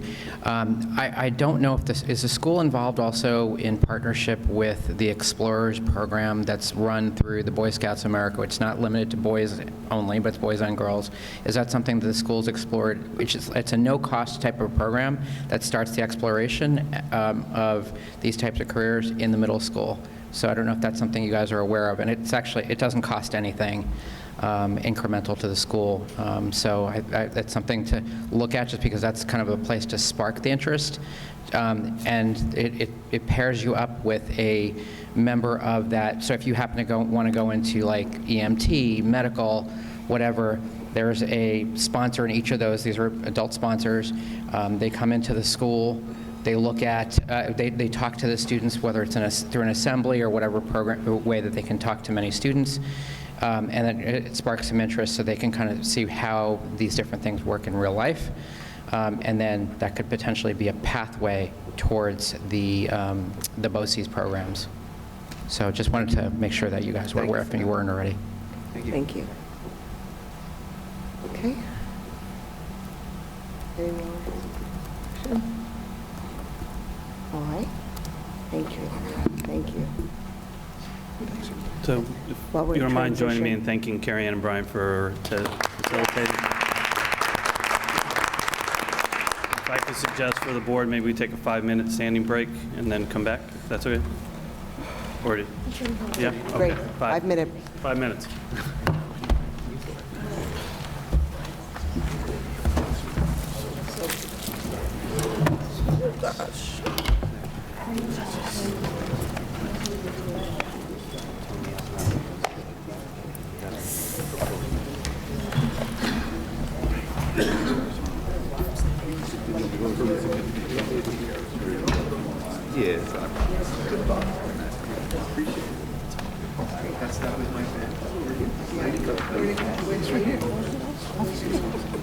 You know, I get them all at my house, and I don't do anything to totally leave them.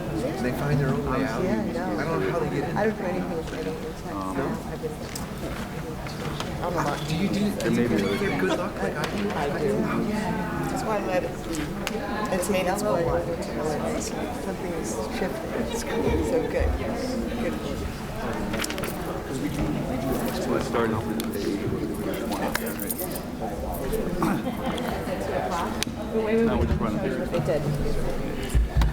All right, so curriculum stuff, Generation Citizen, high school, page 28, Generation Citizen, there's some curriculum instruction projects. Two of the bigger ones, Generation Citizen. We had some focus we need to do, obviously, we change out the curriculum, we gotta have a meeting around it. Small reduction, high school, around, but we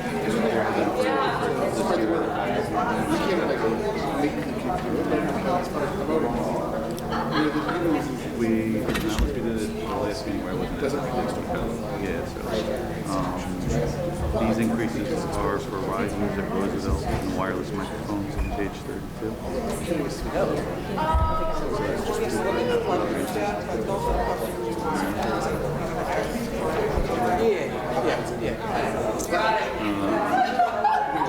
We have the same number of instructional coaches on page 34. The number is just contractual. The increase increase likely back on track. More of it's helping us figure out, I mean, some of the stuff we could talk about forever. Circle, that's one is really like, okay, let's. There is a program. Let's write tax rates. Come to a conclusion, and then let's move on to the next thing. At the high school, page 36, they're looking to implement curriculum leaders for secondary. So not all of These are the questions we decide to paper. Other questions we need to talk about, but we don't necessarily need to get an answer. It would be like having like an English department head. You might say, let's take $1 million or $2 out of tax rates. And then we need to keep talking about tax rates, but we don't need to each conclusion by April. And then, we're trying to like, organize this discussion. Exactly. Yeah, There's no change in the numbers.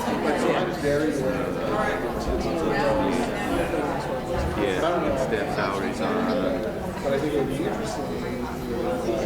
Teacher coaches were in 28 at the top.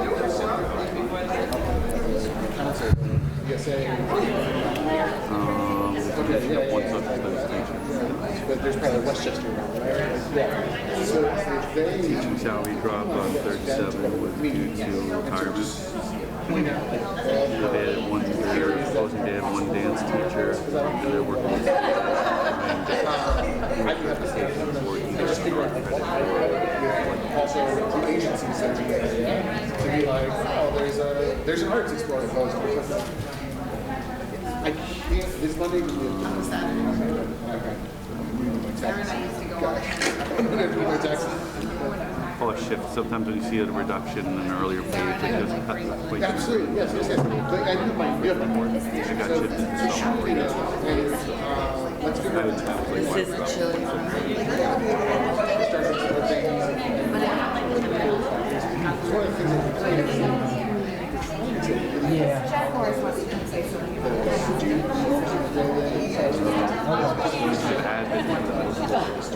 Here, so these $2,500. That's there.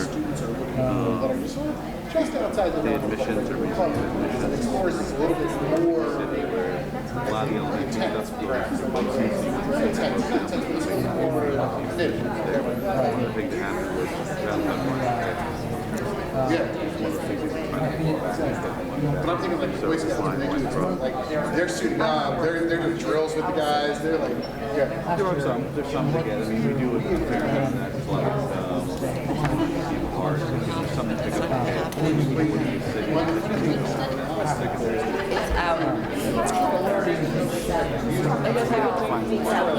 Go join the support.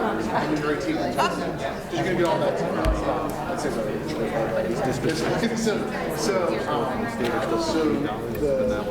I'm familiar with that. Crazy.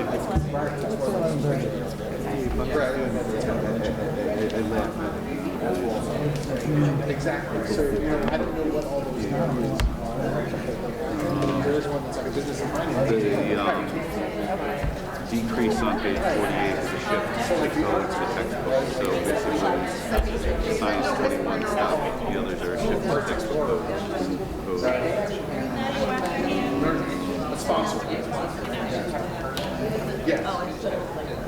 There's an increase in OHS for, the furniture line, we talked about that cut, there's an increase here for furniture, for instructional, classroom stuff, some technology, part-time but that 32,000 is really a focus on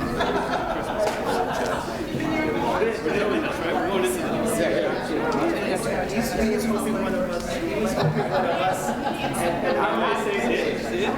yellow stripe?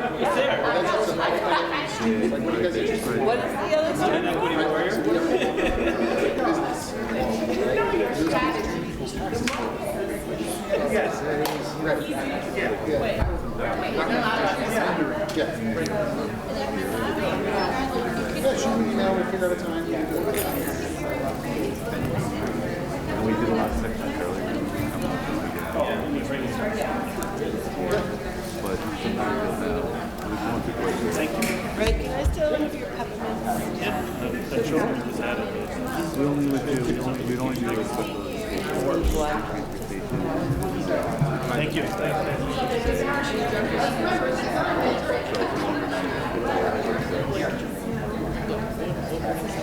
Exactly. Get to it. Let's connect you. 53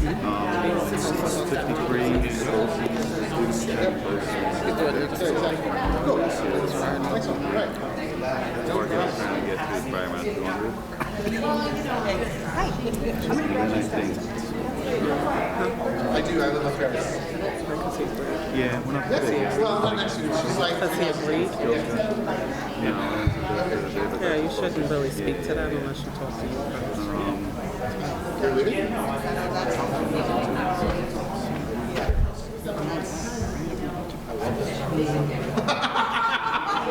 basically the district share of pre-K is on page. Basically, the 400 grand is what we pay. The universal pre-K grant is 900,000 roughly. Full day pre-K grant is 2 million. So 400 is all so we'll probably put half of it right out of the general fund. I think they were black. It didn't even go to the park. Just kind of did.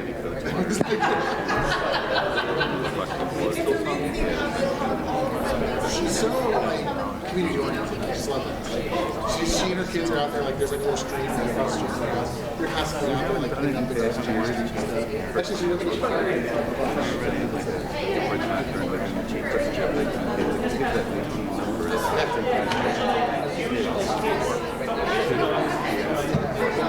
Inside the house, all the beauty that built in there, the shower, it's so beautiful.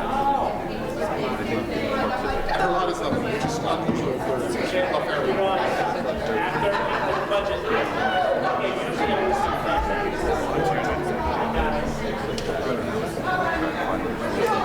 How many years does he have?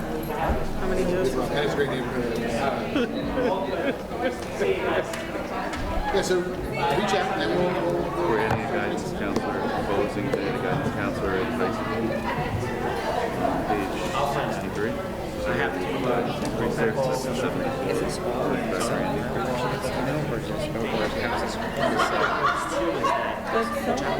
It says, how is this? This is what you're going to want to hear about. What's the weight room at the high school. It's Excel. 68. Is it? So I think they it's in Excel, but it's a little messy because we have to weight room align supervisor everything. to expand access. I asked what is that I'm an Excel. I'm Okay, Excel junkie, alright. that's why. What's your, do you have mine? I don't. Can I give you mine? Yeah, all right. Okay, so it's R. RPA, TTA, CHAR, Okay. Brian, thank you so much for that. That was very helpful. Really helpful. Thanks for your comments and suggestions. It's very helpful as well. Ton gone into this very clearly. Oh, good. Good. Thank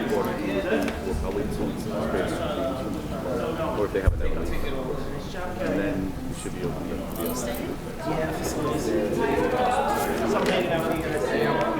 Brian, I'm Roger. I'm Melissa. Nice to meet you. Nice to meet you. How's everything? Good? Great. 5 minutes. Yes, it is. No small feet, that's for sure. Oh, yeah. It seems like there's been a lot of thought put into this. I'd like to see it go until 6 or 7. It's like every time I look at it, I look at all the things that's going on, especially my son to certified. The later you go, the harder it is. I'd rather I think that's kind of in a nutshell. Is there anything else? It's like, I gave you the highlights. you know, Right. Right.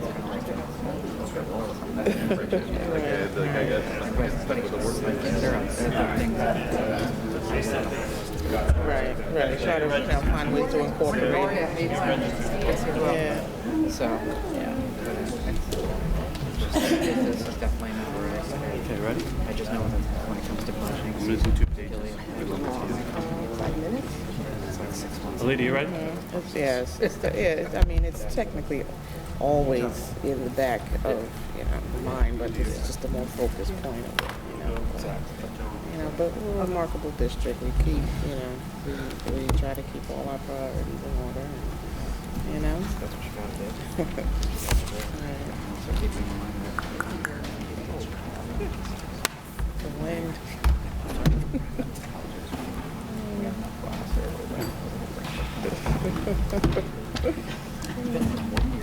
It has the past week, yeah. Do you have my... Thank you. All right. I'll borrow you just your pages 1 All and 2. right, that was a long 5 minutes. All right. Everybody ready to rock and roll for our next part? We are. All right. And we have Dr. Sanchez is up. I'm just trying to delay it because I only got 2 pages, so I'm going to really draw it out. Oh, and there was just a comment during the 5-minute break. Maybe 3. Lovely weather today, huh? I'm going to go really slow. Dr. Sanchez and a few other of us, if we could speak a little closer into the mic, all of us actually, except for me and Catherine, apparently our voices are very loud and we're able to hear. So if we could just speak a little bit more into the microphone as we're going through this. Thank you. Go ahead. So I'm going to draw our attention to page 1 of the budget, which is basically the page of the Board of Education. This, in essence, speaks to staff development opportunities for the Board of Education, whether it's in the form of NYSBA conference, Westchester School Boards Association, both fees and attending like such things as the regional dinner, Lower Hudson Council annual Scholastic Achievement dinner that takes place with our board president in attendance, and the national conference as well. The national conference, at this point, we're recommending, it calls for 2 board members to attend. And for the NYSBA conference, currently, we've budgeted for 5 board members to attend. This year, this coming year, it's going to be taking place in New York City. So the proximity's, really good for us. And it's always a great opportunity for the Board of Education to not only learn together, but learn from other colleagues in the state. Okay, the next page, in essence, page 9 of your budget is that of the district clerk. Pretty much everything remains steady and the same. Those are staff development and equipment, but all in all, it's a decrease of about $245.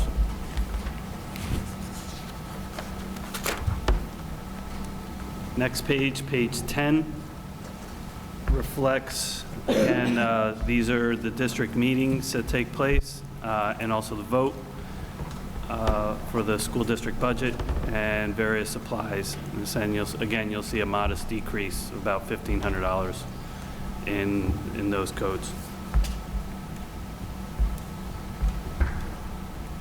Next page is page 11. That's the superintendent's page. That includes the salary of the superintendent, executive secretary, and various other clerical support. See an increase. It's primarily contractual and salaries, and then various staff development opportunities and consultants and BOCES supplies that are in there as well.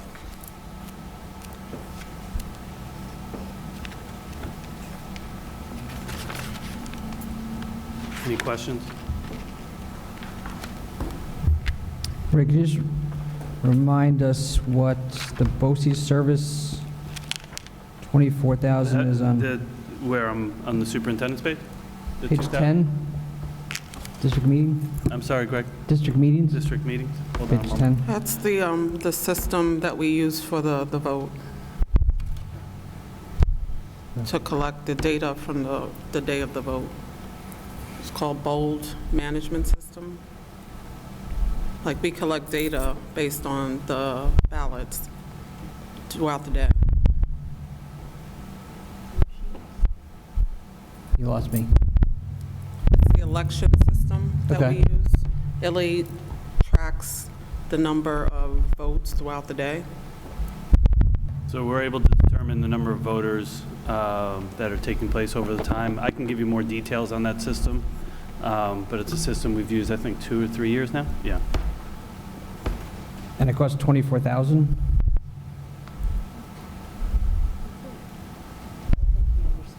No, it's not that. It's not, it's the voter management system. Greg, let me get, Yeah. let me get back to you on that one, if that's okay.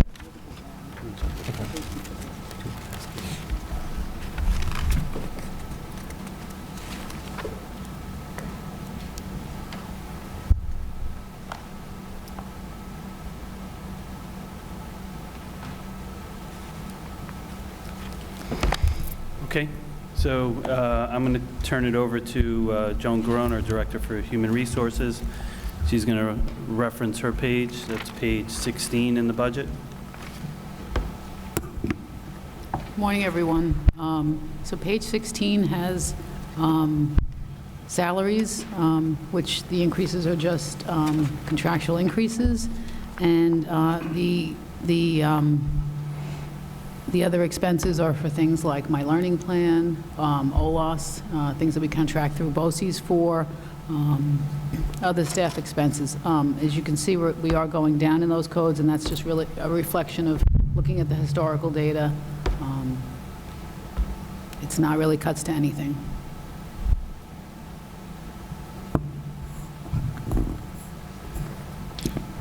Okay. It's, Greg, it's also Board Docs Pro.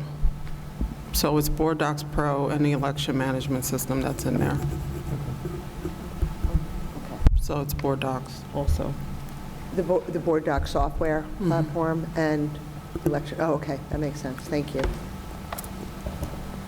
But we'll still get you more details on that system, just so you have it. Okay.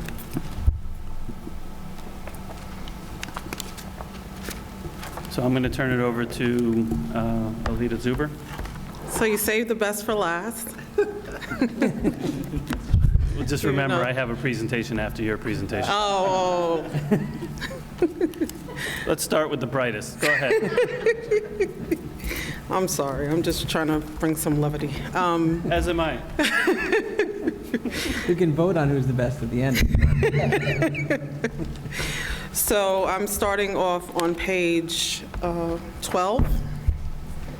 And this is the Business Management Office, and the salaries are comprised of the purchasing agent, our treasurer, payroll, bookkeeper, and the assistant business administrator, as well as my salary.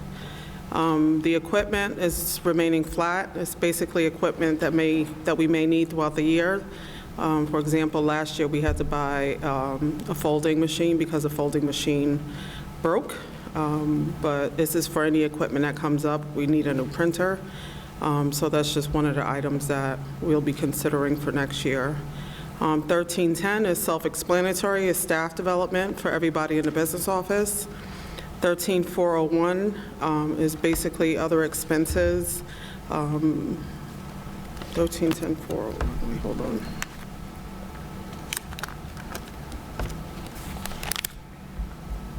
is our Verizon wireless internet service, journal news, bid advertisements, mileage reimbursement, and Central New York School Board Association. 1310-403, Central Administrative Service Contracts, is our copier system. Ed Data, which is our consortium for purchasing.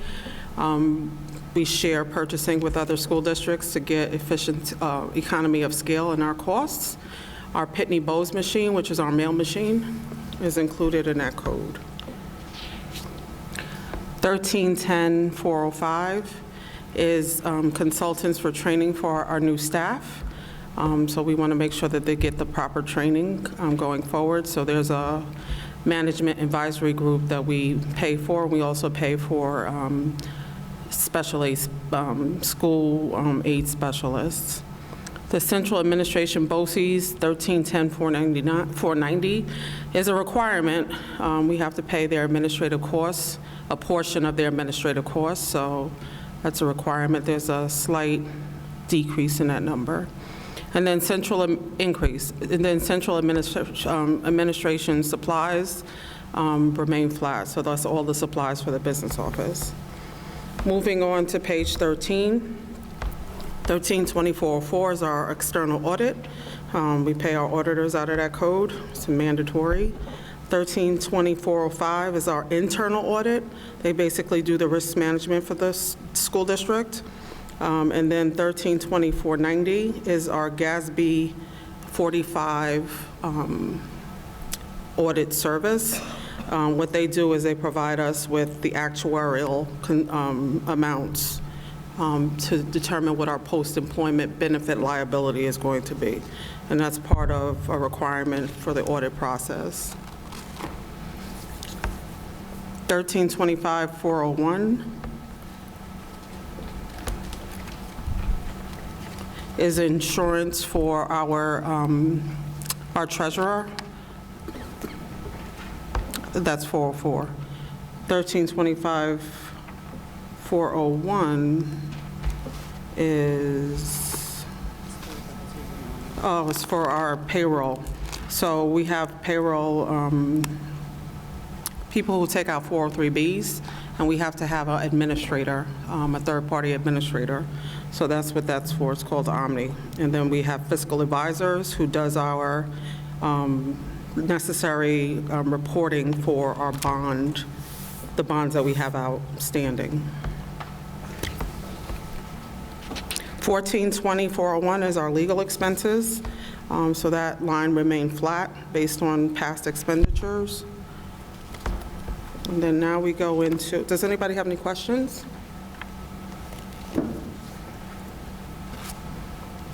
So now we're going to page 73.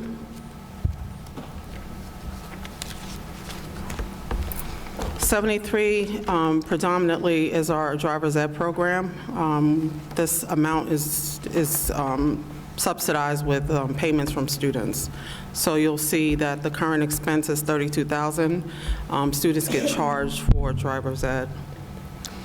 Page 76, New York State Employees Retirement System, there's a slight increase. You know that line remained flat, but since salaries increased, that line is going to increase. The rate remained flat, but since salaries increased, that amount increased. Teachers Retirement System, 90-20-800. There's an increase of $619,000. You'll note that our expenses, well, I noted that our expenses were about $6 million last year. So that line went up, and we didn't budget enough in our 18-19 budget. So the expenses in that code went up. So that's why that code is going up so significantly. Because again, the expenses that we had in 18-19 were higher than what we budgeted in 18-19. So we had to increase that code. Social Security, 90-30-800 is basically increases associated with salaries. 90-40-800, there's no increase. 90-50-800, there's no increase. 90-60-800, Even though the night shift went down, the premiums went down, we still have to budget for new staff. We have to assume they're going to take out insurance, so we have to make accommodations for that. Dental insurance went up, so the expenses went up from last year, so that's an increase of $75,000. And then vision insurance, basically our staff are reimbursed for $250 for individual and $400 for family. Our teachers are reimbursed, so that went up slightly based on expenses.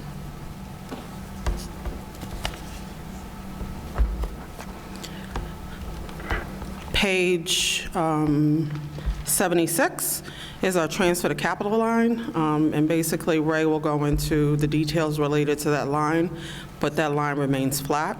And then the transfer to school lunch fund is a requirement for us to pay. We're required to pay out of general fund any negative balances remaining at the end of the year, and the total amount remaining last year was $28,000. Page 77 is our principal and interest for the bonds that we took out in the past, and also our lease purchase agreement for our energy performance contract. Does anybody have any questions?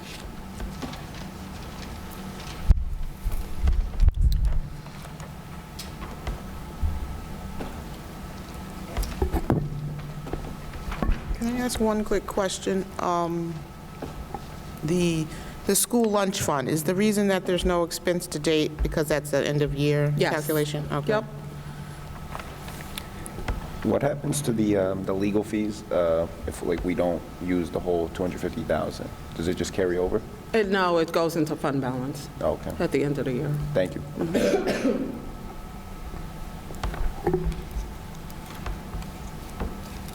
I guess I'll make one comment, sort of plays more into our Wednesday meeting, but since we're here, the, I don't, okay. The only conversation we've had is, you know, there's extra money left, there's unused money left over at the end of the year. I think, to me, that hospital insurance line is a good example where, from a budgeting perspective, the leader was saying, we're going to hire new employees. They could take single person coverage, or they could take a family coverage, and it's a decent premium difference depending on what they end up picking.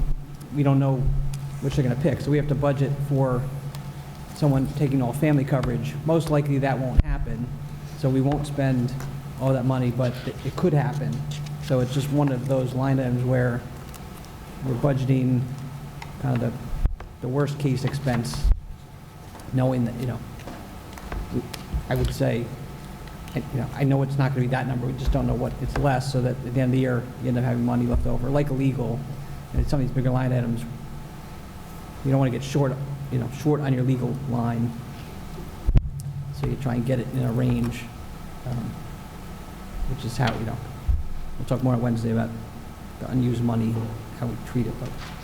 And just, the $270,000 in the health insurance, that increase is minor compared to the increases that we've had in the past. Like in some years that we had almost $1 million increase. So fortunately, the premium went down this year. So we're really only budgeting, like Greg said, for any expense related to new staff.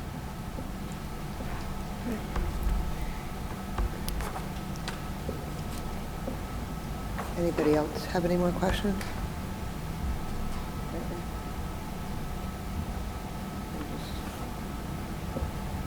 So, Alita, you're done with section 1? I'm just going by the business operations and legal services, right? I did section 1, and also after the lunch break, I did the undistributed employee benefits and debt service. Right. So, Lunch was good. done. Okay. That went really, okay.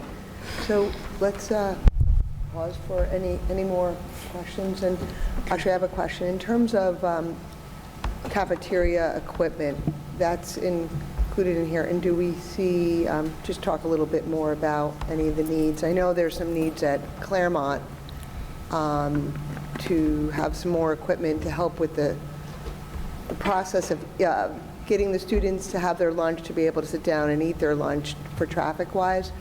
any thoughts about, is that included? I think they needed a freezer or something to keep refrigeration in order to be able to shift the way that they have the lines moving. Like, so there's cold food and hot food, and so if we have cold food for lunch, there needs to be refrigeration. Our food service requires refrigeration for that in order to have an extra kiosk, I should say.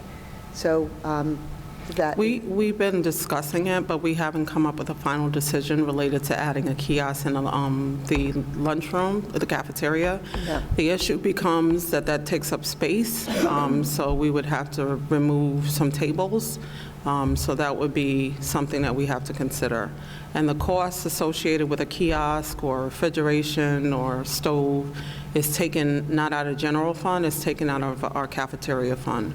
The only thing related to food services that is taken out of our general fund, again, is the cost for negative balances from students that cannot legally come out of the cafeteria fund. Okay. Thank you. Any more questions for Alita? Anyone else? You said it was going to be a really good presentation, so it's going into the scoring of that award. Okay, so I will hand the mic back to Dr. Sanchez. Don't say anything. So, better be good. So, I just wanted to correct what Alita had said initially when she started her presentation, just to clarify. So at this point, we're going to just walk you through the capital line and what's proposed. It's been shared in the past at various presentations regarding our budget. However, we met with our facility subcommittee and architects just recently, so we have a little more detail, and we can dialogue a little bit about that as well. Facility subcommittee, just for the board and community, includes board trustees Catherine Crossling, Greg Gala, Frank Schnecker. I'm on the committee along with Alita and Jared Mance, our director of facilities. So I'm going to just, because I can, kind of walk you through just generally what we're looking at. Start with, you can move up here, okay? So this one's going to lead to more discussion, but this is the library. Let me just go here first. So one of the proposed, there's a number of things that are being proposed to help address both programmatic and facility needs in the district as we're seeking to continue our discussions around creating a long-term plan for facilities. So this is sort of year one, but the board, facility subcommittee, and all, and eventually with staff feedback, will be outlining sort of a broader 5-year / 3-year plan. So this is just the last rendition, and we actually reviewed this with our guidance department. This is basically an expansion of the existing guidance space, provides for some flexible seating for our students, small group areas where our guidance counselors can meet with our students beyond just in their offices, and also for individuals like recruiters and others that come into our college recruiters that come into our buildings. They can have some space within one set area for our students. It also provides for all guidance staff members to be in one area. And what I mean by that, it also includes our director for student counseling would also have space in here as well. So all that to say is that this provides sort of a global, one place where all our students, families, and staff can participate in. And as I think Mr. Galiff and various board members referenced before, how important our guidance department is to our high school.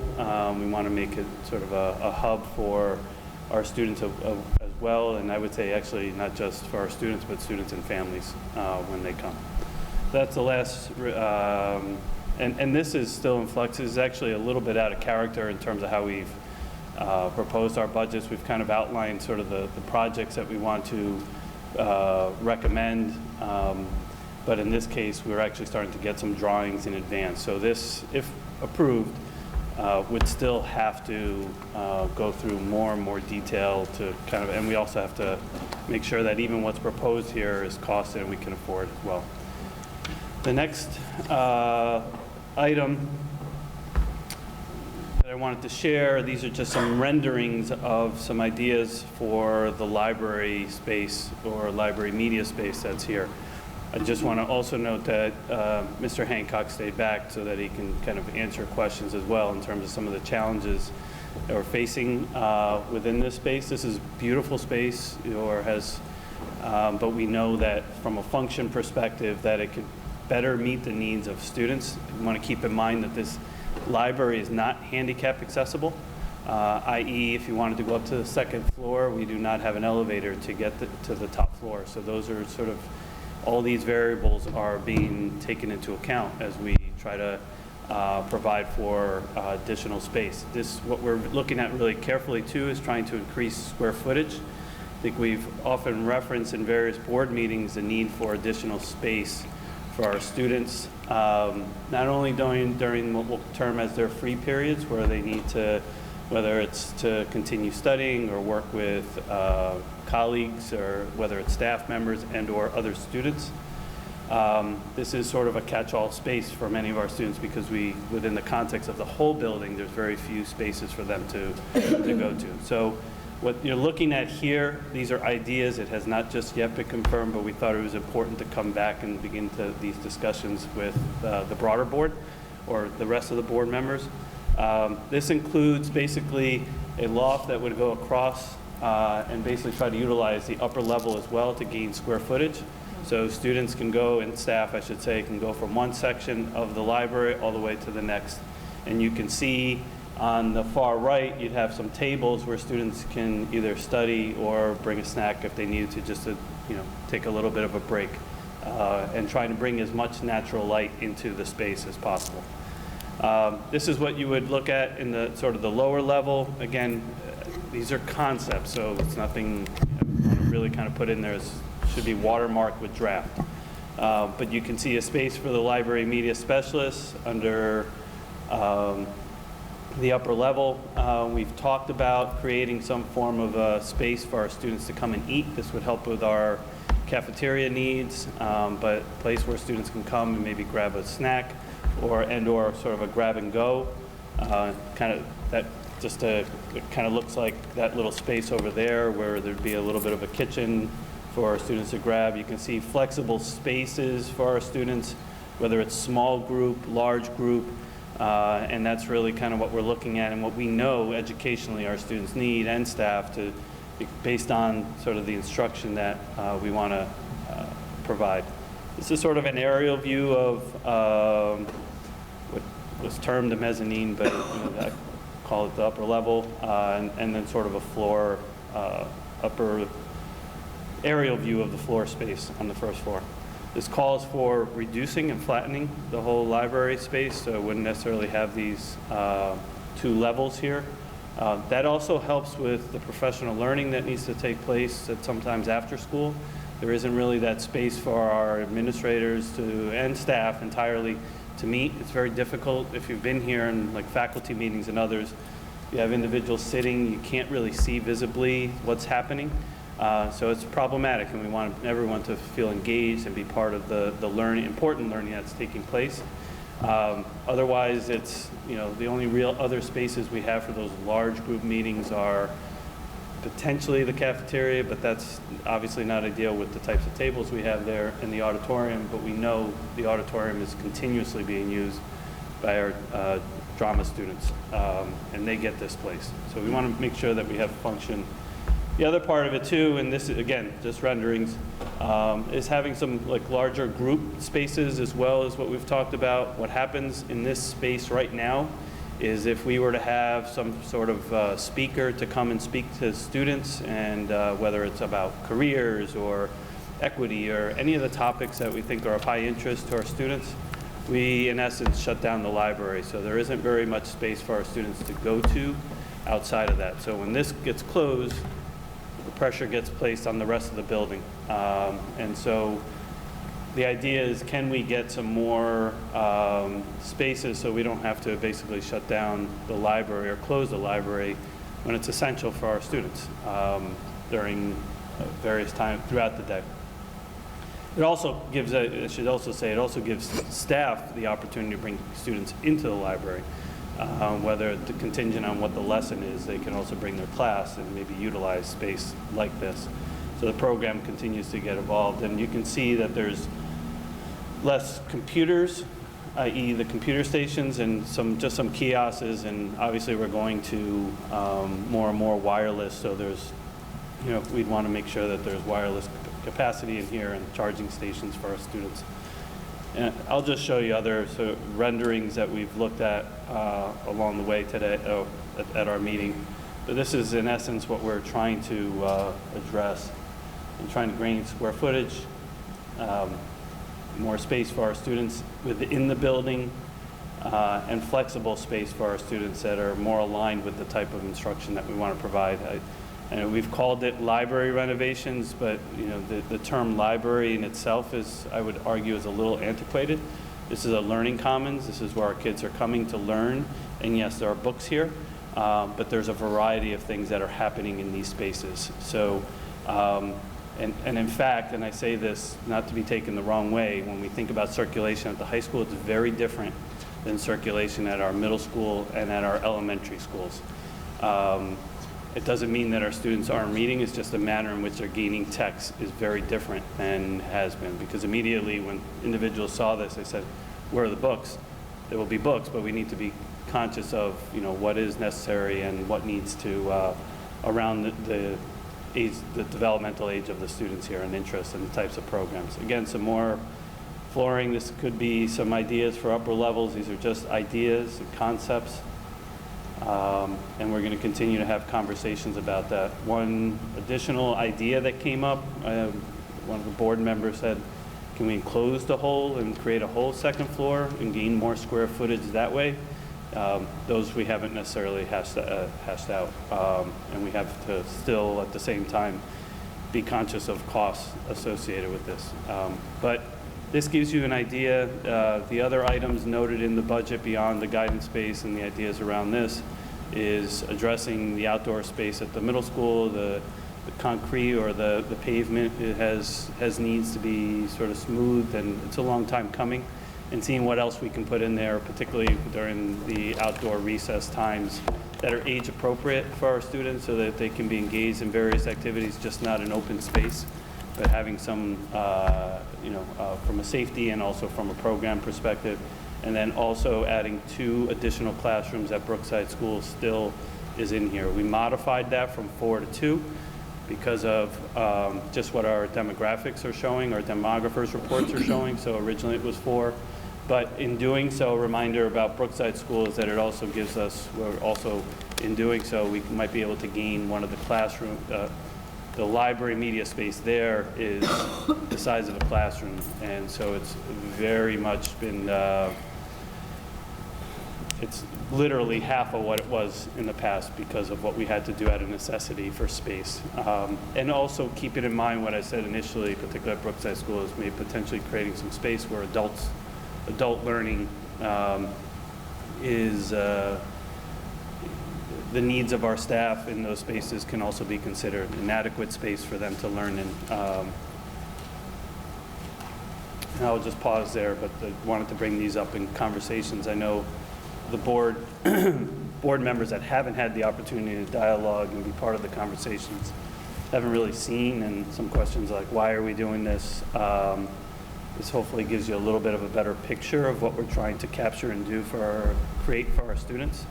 And for our staff and for the functioning of the building here in the district. I think it could be both a very exciting space for our students, a very exciting space for our staff, and very exciting space for our community as well.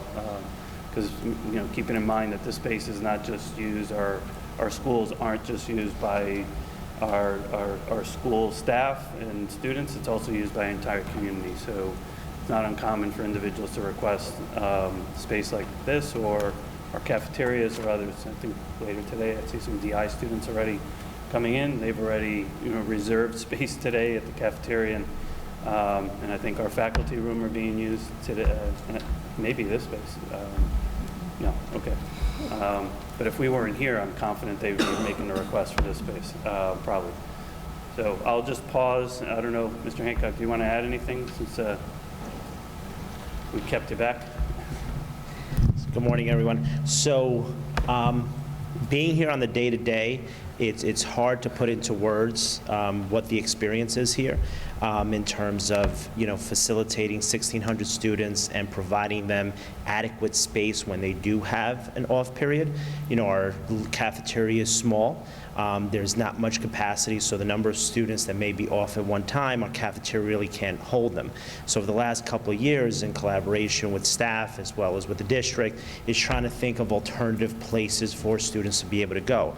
If you notice, the couches that were referenced earlier this morning outside of the main office for furniture, we purposely did that as another space for students to be able to go. This space in particular, one of the struggles is when we shut this down for, programs during the day, it adds a number of students that then have really nowhere else to necessarily go and are kind of wandering around during the school day, during instructional time, because the library has been closed. Just yesterday or the day before yesterday, we had a presenter that came in for 2 periods, and we shut the library down for the presenter, and again, students were displaced. Keep in mind, the auditorium is a classroom, even though that's kind of where people would assume we would have presenters come in, but especially periods 6 through 9 and after school, it is where our drama students have their courses. And also in the morning, Ms. Beatty does do lessons one-on-one with students or with groups of students, so it's another classroom, even though it's kind of seen as an auditorium space for large gathering. So most often than not, we hold programs here in the library, but that requires us to shut it down. In talking with students, oftentimes they don't necessarily have that quiet space to go to, and we're still wrestling with that a little bit in terms of looking at other spaces in the building that might be quiet zones. But if we could create a flexible space here where students can check out, an area where they could, go in, close a glass door and be able to quietly work on something if that's what they want, or check out a room to work with a small group of students and still be able to hang out with friends, I think this space could offer that. Adding a space to this room where when we have presenters, we don't have to shut down the library, they have a dedicated space, would help not displace students, during the day. When the weather is beautiful, like it's been this week, the courtyard is jam-packed. And I'm forever grateful to the Padres Hispanos that basically built that space, because especially our freshmen, that's like their place. As if the weather is above 40 for the most part, they're out there. So that's been an additional space that, was not a cost to us, but a set of volunteers that did that. So students just often say they just want a place to be able to go. This room is more than just a library, and I think to Dr. Sanchez's point, it's not really a library, it is a learning commons and just a center of our building. Students do come in here to do work, but students most often than not just come here to hang out with friends, because again, we just don't have adequate space to do that. So we try to really think of, so what other spaces can we utilize in the building to provide that for students? So this renovation is not about just making it look nice, because this is a fine space. It's more of, can we make it more functional for the needs of what we have in serving 1,600 students on a daily basis here at the high school. And just also in terms of the guidance space, yes, an additional counselor, which is a long time coming, and I'm so appreciative of that support. But it's also another space where students do go. Like if you ever come into the school counseling office, I always say it's Grand Central Station, and it's really the heart of our building. They kind of are what makes the building work on a daily basis, not just in terms of scheduling, but the social emotional needs of students. Students go in there during their free periods as a place to sometimes do work, and the computers are always filled with kids. There's 2 areas. As soon as you walk in next to Ms. Morona's desk on the right, you'll always find groups of kids there, and in the back by Ms. Scarduzio and Ms. Griffin, there's another little area. You're always going to see students there. So they do gravitate sometimes to the school counseling office as another space. So with this proposed renovation, it gives more of that flexibility for counselors to be able to host small groups of students, because right now, they use a classroom, any empty classroom with a computer lab to do so, but if they're meeting with a small group of students, they could do so within the counseling office. Students who have an off period and are using the school counseling space as a place to kind of get work done, work on things related to college, work with their counselor, it provides that space, because as I said, you will always see students there. And I think an important thing to keep in mind that Dr. Sanchez often talks about is when we renovate spaces here, we're not doing it just to make it look nice, but we want to see kids using it. And I'm thankful to be able to have some of the spaces, this year, thinking creatively. As I said, right outside the main office is huge. During lunch periods, there's a lot of kids out there, if you've ever been here during the day, because they made it their own. It's their space to kind of relax. So we're just looking for more spaces creatively like that. And with these proposed renovations, I believe it's a step in that direction that will greatly benefit the students here.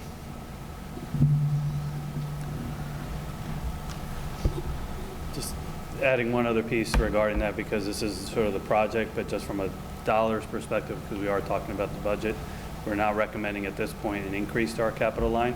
This is basically using the same allocation that we did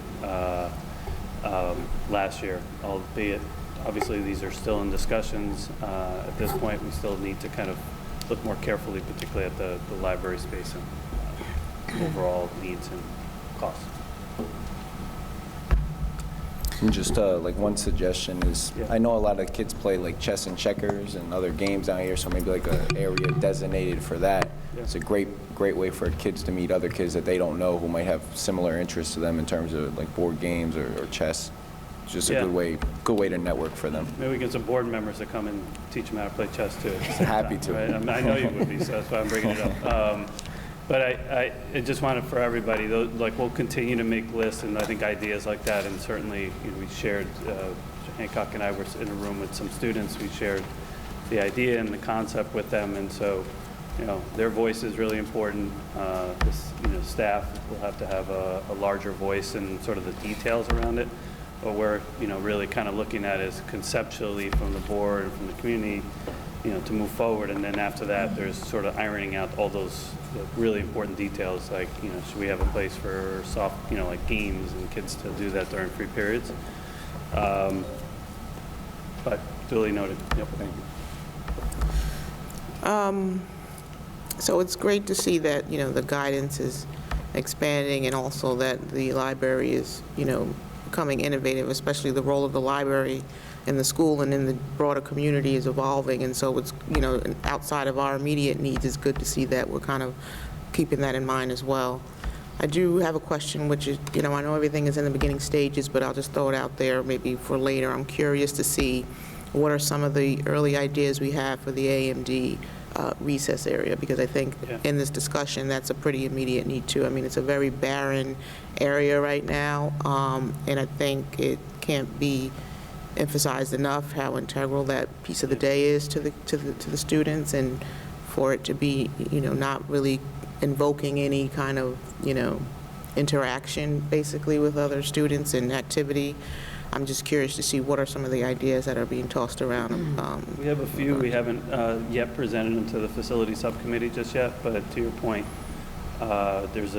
we will share it with you and others and with the community. And it is, I think barren is the right term. It's, and, when we think of student behavior, I'm going to start off by saying what was said earlier, we have great kids. We also need to give them constructive outlets for them to be involved in, and the outdoor space matters. Similar to even at Roosevelt School, the space there is limited as well. We're hoping to add a playground very soon through some funding from Senator Harcum, and but all the spaces in all the schools, particularly outdoors, matters almost equally as important as the space on the interior. I would say equally important, because they all support the program.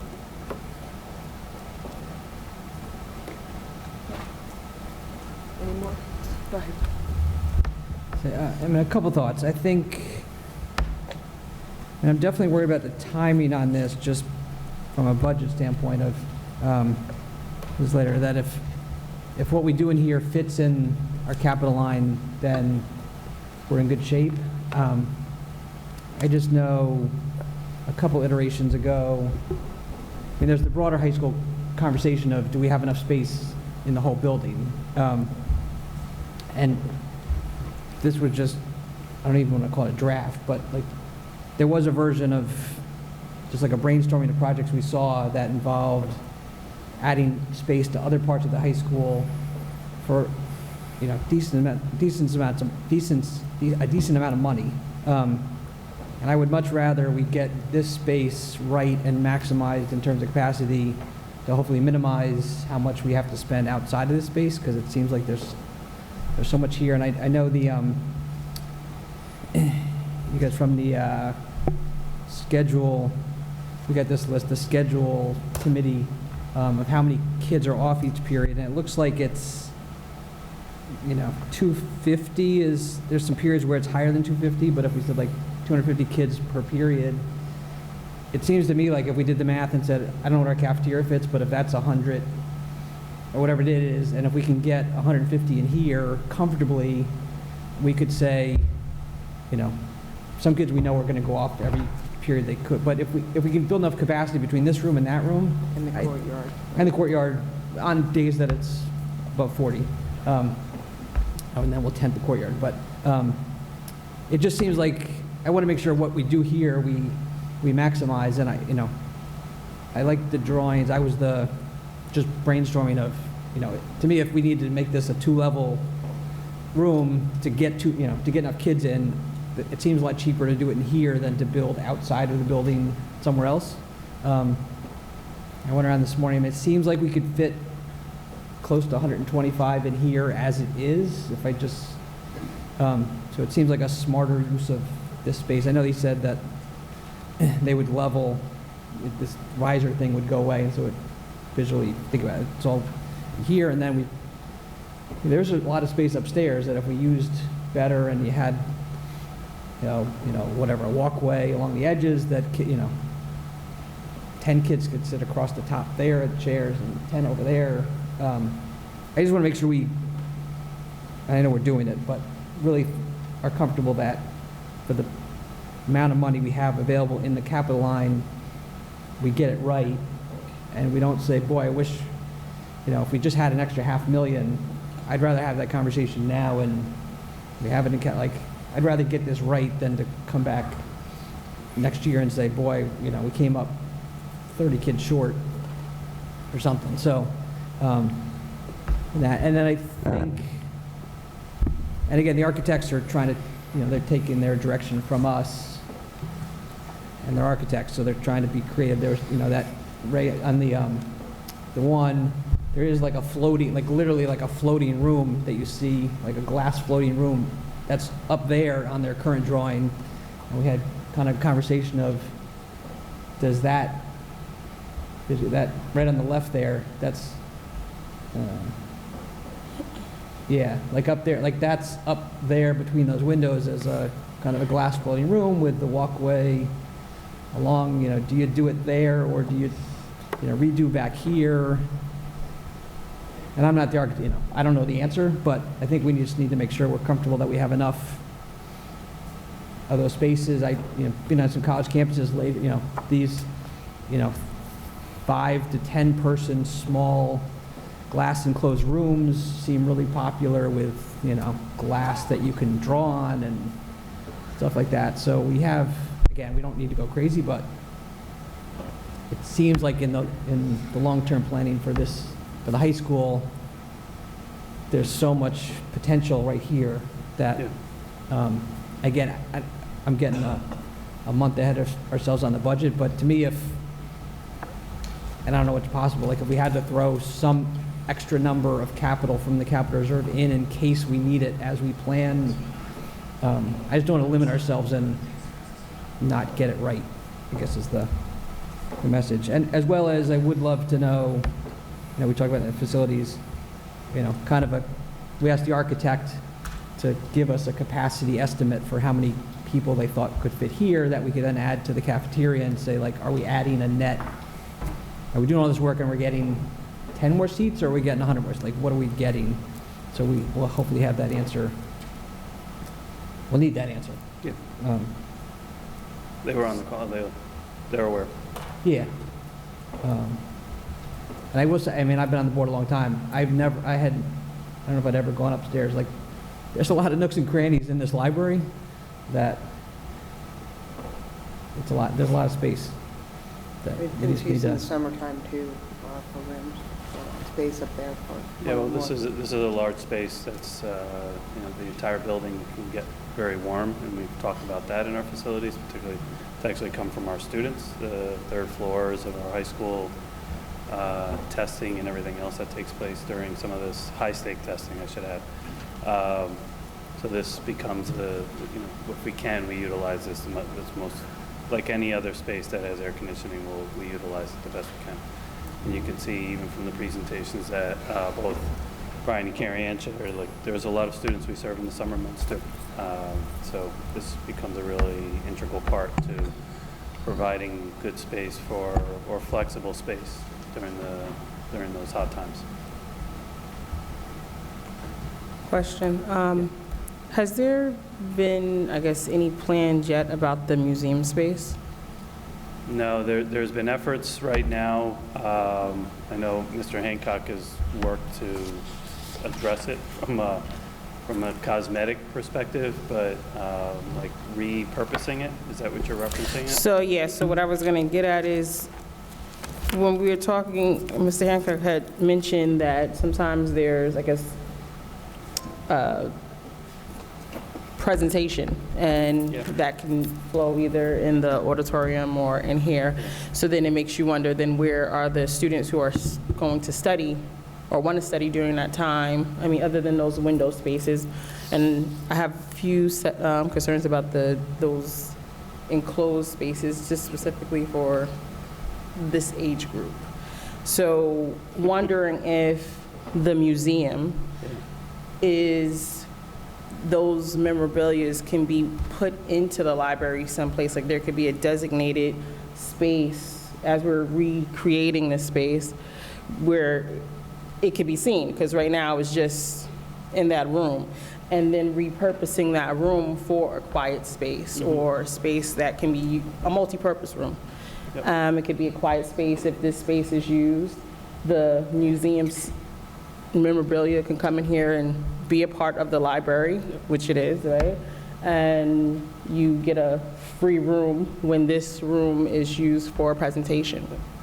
So why don't you start and I'll. So at least now in the immediate, because we've been looking a lot, just in general about a lot of the spaces down here, like the faculty room, museum room, like could we purpose things differently being on this side of the buildings where students gravitate to when they're off. Right now in the museum room, you may have noticed like we took out that large conference table in the middle, and we have tables like this that are movable, specifically because oftentimes the CSEs are held in there. You know, that's also another challenge with space, is when we do have meetings, especially like CSEs, annual reviews, that room is basically booked all day. When we have certain teacher professional development, now that we have that flexible space with the tables, we've been able to host, like our GNR did, the inclusive professional development groups of teachers. They use that space, and now it's adequate to kind of do some of that as well. But we've talked about, you know, if we were to renovate this space too, would we have a possibility of having a meeting space for, let's say, annual review CSEs here, and then be able to repurpose that room and make it some sort of, whether it's quiet zone or an extension of the cafeteria somehow. So that's in conversation. And Dr. Sanchez and I have talked about, like, we've kind of spruced up the museum room a bit, but honestly those items should probably be moved into a more visible part of the building, because otherwise you only see it if you're having a meeting in there or have to go in there. It's not something that it's seen a lot. So can we then integrate that, I agree with you, into the larger library space with a renovation? So I think those are all definitely possibilities, but at least in the now, we've even tried to just make that space a little more flexible for the different needs that we have. So I just want to reiterate, and I think we're right on the same page with some of your thinking. We just haven't really kind of hashed it all out just yet. But I think can't be lost in this is, you know, the meeting space for adults as well. I mean, just for the function of the things that need to take place, like CSE meetings, around this time are gearing up. And they're basically almost, say this loosely, but almost daily taking place, which they need adequate spots, confidential space for families to meet with the various providers. So, you know, what we hope to do, and, you know, as we continue to go forward, is to create flexible space even for the function of just a day of the high school, and not just of the library and what their students need, but just the high school as a whole. And, you know, keep in mind, too, that the guidance space, albeit this is a 21, 22, probably in terms of when it would, the work would actually take place, that would take away the piano room. So we got to be thinking, and, you know, where do they go? And I would say they need better space than the space that we provide them at this point. And the interest continues to grow in that area as well. But that's the puzzle in the building.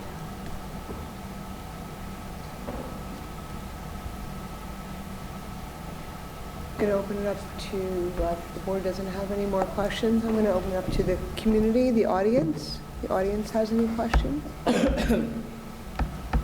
this time? Okay, so what I'll do is, and I want to thank the Facility Subcommittee for suggesting that, you know, just starting to share the ideas.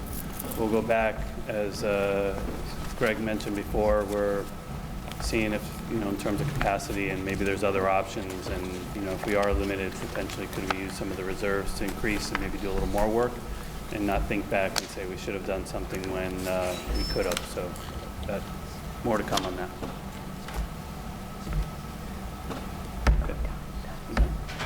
So I want to just thank everybody and all the morning presentations and all the conversations, and my colleagues on the board, and all the hard work that everybody puts into the responsibility of what goes into a budget and what goes into the curriculums of all of our kids, and to make sure that we have amazing spaces for our students.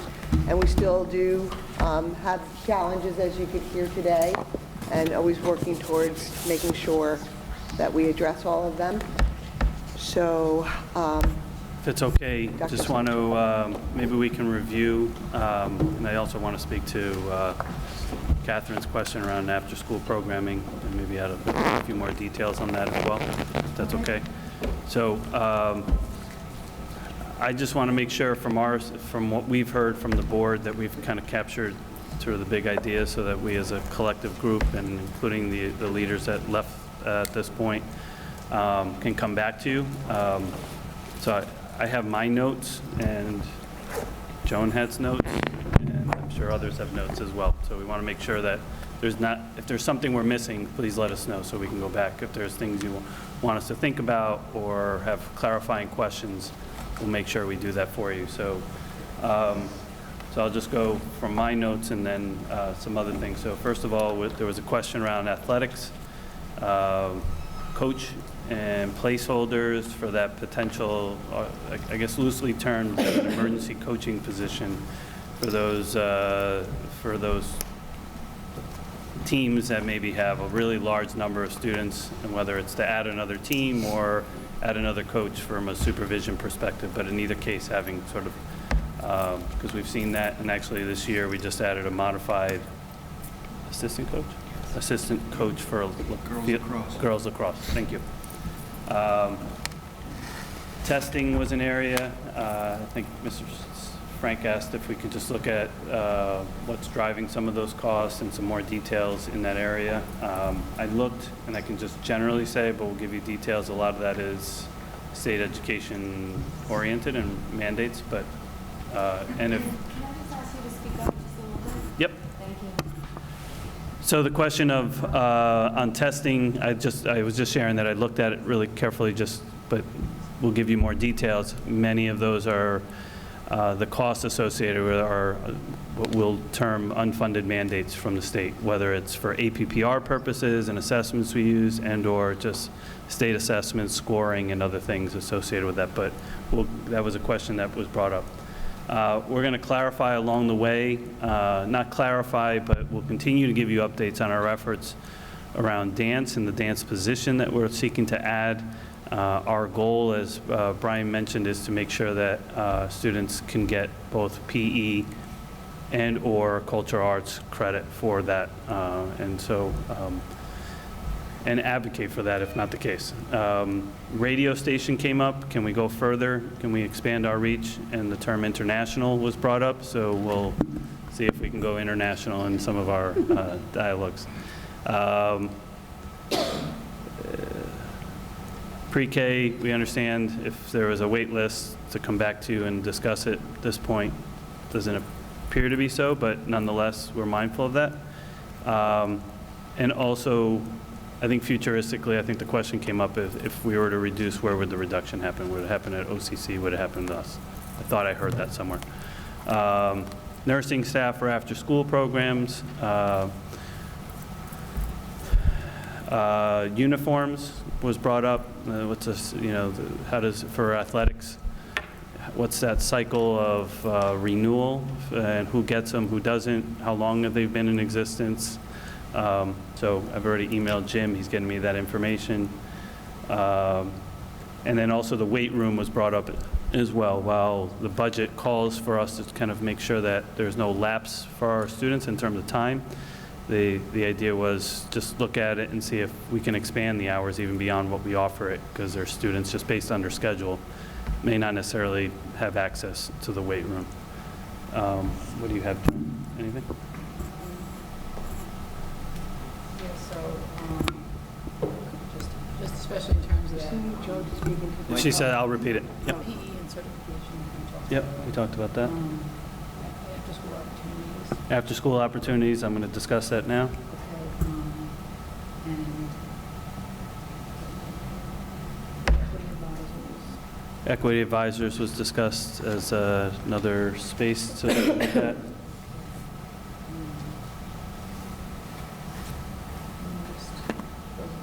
just questions that we're checking about. Okay.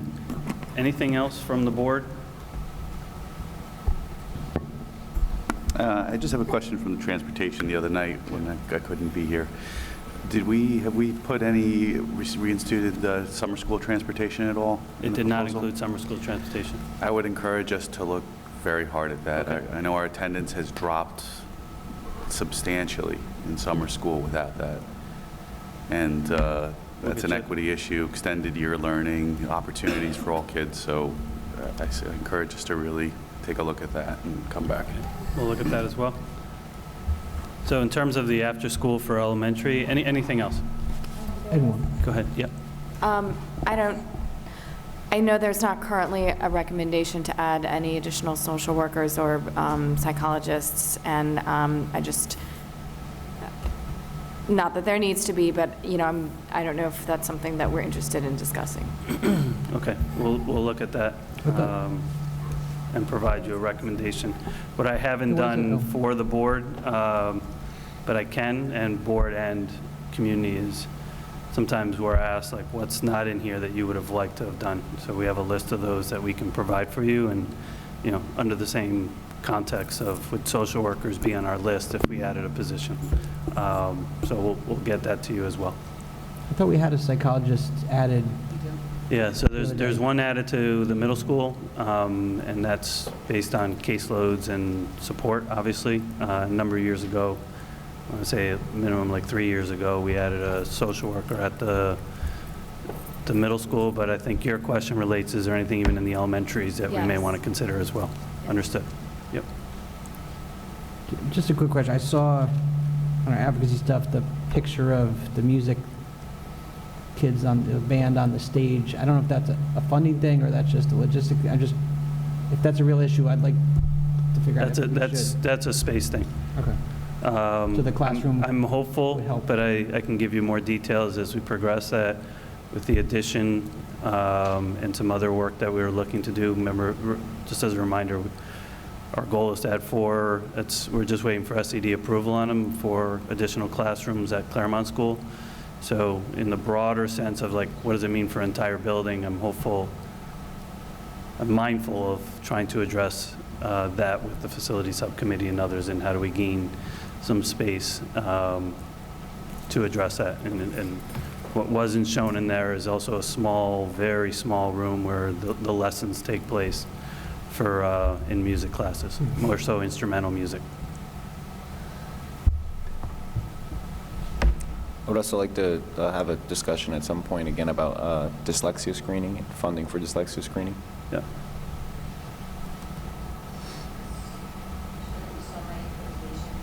Yep. Okay.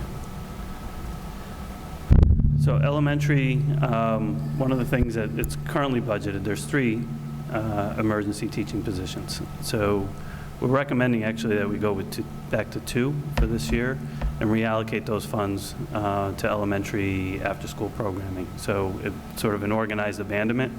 We didn't note that in our budget presentation, but Alita and I have talked about that. That would elevate that. There's approximately about $100,000 that would be allocated towards that program. What I would give you additional, what I would like to give the board, we have some of our assistant principals really working to kind of hash this all out, because I wasn't sure initially, and it's not, and I apologize, not normally how we would really go forward in terms of proposing things, but I wasn't sure what would be able to do within the context of the budget. So we just met, we're meeting this week. We had Jim, Alita sit with us about transportation. I gave you the estimate of what that would really look like, and we're still trying to hash out some more details, so I'll provide that to you, and in more, like a real, hopefully more of a proposal around what that looks like. We're even looking at the age appropriateness of how long.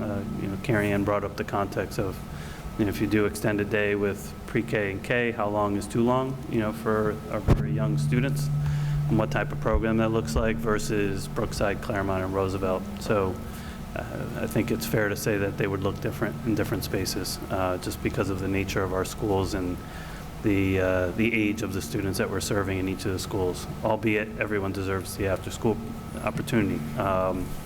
So more to come on that, but that's one of the things that, you know, Brian and Carrie Ann shared X, but we'd like to edit that in our budget process to reflect more extended learning opportunities, and also based on our experience to this point with the emergency teacher positions. Anything else? Did you say we were going to have a list of like the field trips that the students in the elementary? Sure. Somebody brought that up. All the field trips per grade.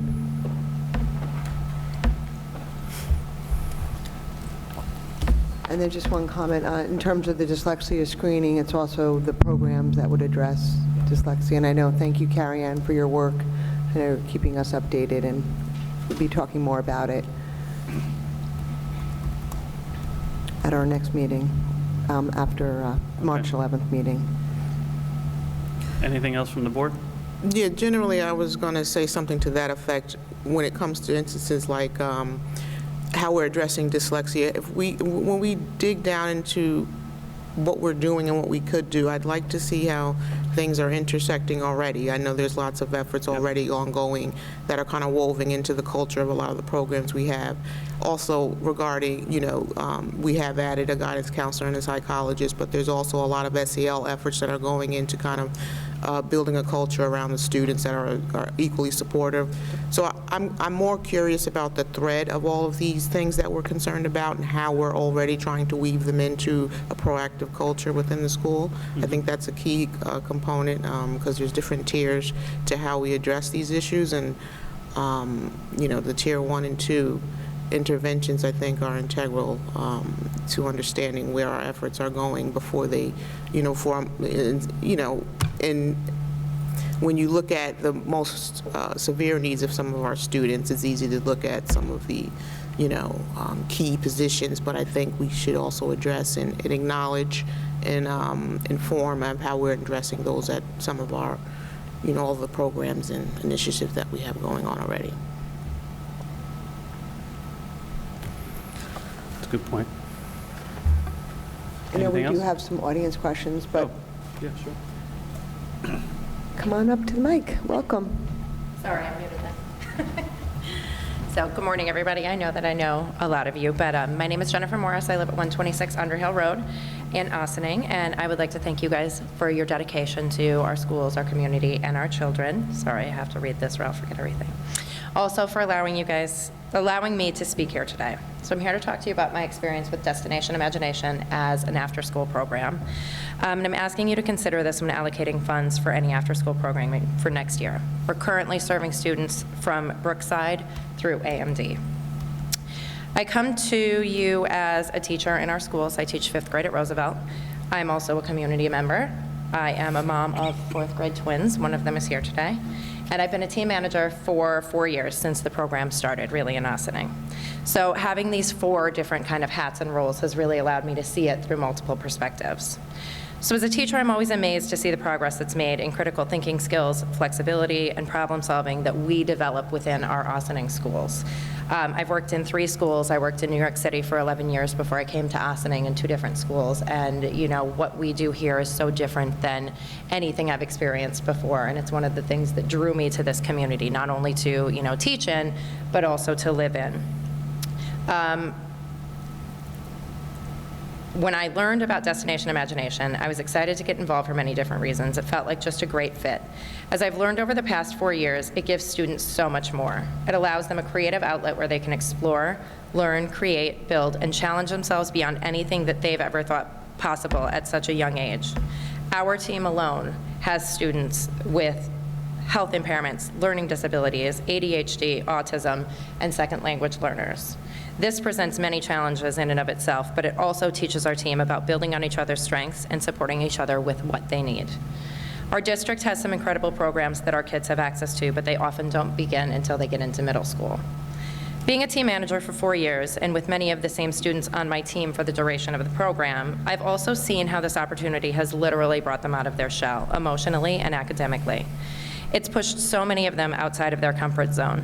One of our students who struggles with autism and social relationships, after just 1 year in the program but 2 years in Claremont, finally looked at Miss Matthews in the spring of 4th grade and said good morning and made eye contact to her as he entered the building. Because of our teams, the DI organization was also forced to reevaluate some of their accommodations and reconsider how they present access to their programs for all type of learners. Being a team manager is hard. It's much harder than teaching. As a teacher, I teach and I guide. I facilitate the space to promote learning, and I know what the answers are. In DI, there are no answers. The sky is the limit. If it doesn't say you can't, you can. And in this role, I'm not teaching. I'm facilitating and guiding without interfering, which is against all of my nature as a teacher. I've learned so much more about how kids learn, solve problems, develop grit, and persevere that it has honestly made me a better teacher. I've also watched these children, my children and our students, develop true friendships. Students you wouldn't necessarily see come together outside of this program. They've learned to be protective, understanding, and considerate of others' needs and abilities. Most importantly, they've learned how to fight for what they want and believe in. They've learned to self-advocate, raise money, and know that there are adults out there who will always be on their side. Families have formed friendships and developed new support systems. We've all laughed together, cried together, and picked each other up when we're down. They've also learned dedication. When not 1 but 2 teams went on to state last year, and not 1 but 2 teams made it to global finals in Kansas City, our kids experienced the sense of pride at such a young age of how hard their work paid off. But it wasn't over. We still had to get there. We needed money, and we didn't have it. We needed over $20,000, and we did it. We raised $28,000 in 2 months to fully fund the cost of both teams. Before that happened, we had team managers, parents, and our faculty liaison last year, Liz Bly, who has no children of her own, purchasing flights for students whose parents simply couldn't afford it, not knowing if there would be any reimbursement. The families then had to make tough decisions to trust their community to take their children on a plane to Kansas City without them for 4 days. And they did. Our team had 4 children who were entrusted to us, and the Glorious Gamers had 1 as well. These kids had the time of their lives. Many had never been on a plane, and a few had never been out of New York. I don't know how that will happen again if we are to have teams advance this year. As a mom of a child who struggles with horrible anxiety and self-confidence, which is nearly invisible to the rest of the world outside of our home, I've seen a life-altering change. My daughter has blossomed into a young lady who's able to stand up for herself, her ideas, and her friends. She can address conflict in a mature way, and she has developed a confidence that I wasn't sure I would ever see in her. Her anxiety, she's now comfortable participating in a class and has begun to initiate friendships. Her anxiety symptoms have started to decrease. I've actually tried to quit being a team manager every single year because it's just so hard. But last August, my daughter looked at me and she said, "Mom, this is the only place I feel like me." She loves sports, but she needs destination imagination. I know you've all seen the value in it, and if you're still not sure, we invite you to come check out all the hard work our students, our children, our community has been putting in since September, just down the hall. It's a program that can greatly benefit our community, but we need funding to make it work. There have been grants in the past that have helped us make it more affordable so there can be more equity in the program. This year, there was a decline because we just don't have the funds and manpower to do it on a larger scale. Ossining is known for being inclusive, equitable, and paving the way for change. Please consider allocating funds to make this program a part of our community and our schools. You won't be disappointed, but there are plenty of others who will be. Thank you. Thank you.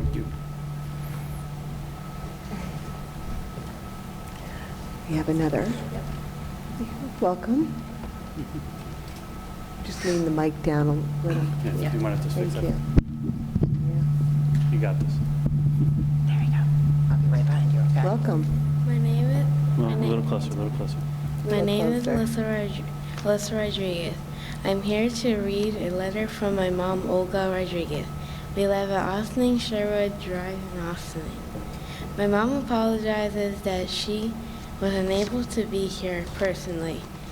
It was difficult for her not to write a book when writing about what destination imagination means to our family and what it could possibly mean for others. I'm sure we have all heard it takes a village to raise a child. DI has become a major part of my family's village. Being a single mother of 3, DI has become our extended family and a lifeline for me. We moved here to Ossining in 2015 from the Bronx. I brought my children here to give them a chance to grow in a safe environment, have a better education, and to give them a better way of life. It took a year before I transferred them into the Ossining school system. I can truly say it was one of the best decisions I ever made.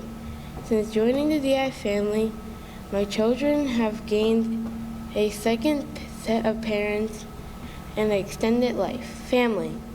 The families of the children involved are always willing to help you if you are in need. It's not just the kids that become a team, but everyone involved. I made friends myself through the program, friends who have been there for me through some very difficult times. Let me ask you this, have you ever conquered fear while slaying dragons, landed on new planets, played a violin to lull an alien to sleep, or discover how to create electric currents to a brain that you created without using a plug? I know children who have done this and so much more. My children being one of them. My daughter has gone on her first flight 2,000 miles away on her own.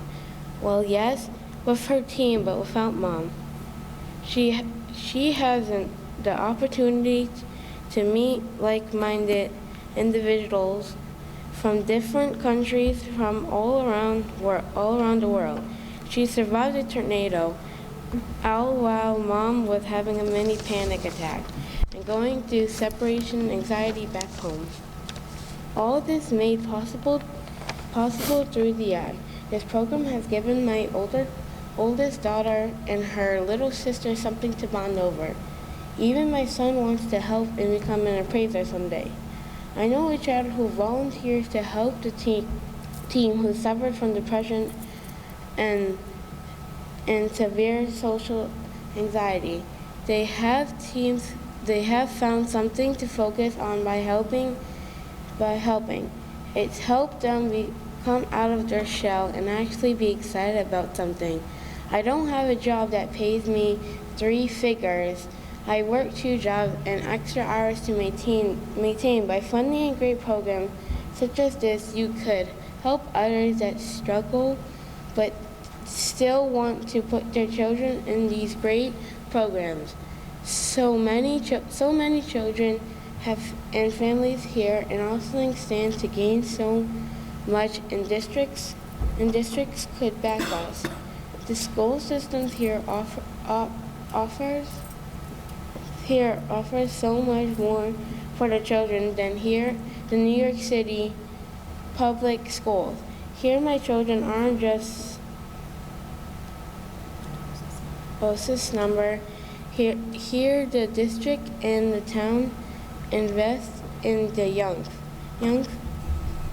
constantly expanding and redeveloping to be able to offer programs for the children of Ossining, programs that help the children develop academically, socially, physically, and even emotionally. You have created an educational environment that opens their minds to a world around them, the outside world of the village town limits. Therefore, I'm asking that you please truly consider funding Destination Imagination as an after-school program which also has the same aim.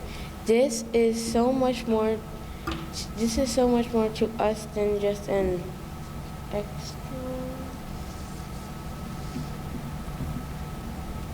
extracurricular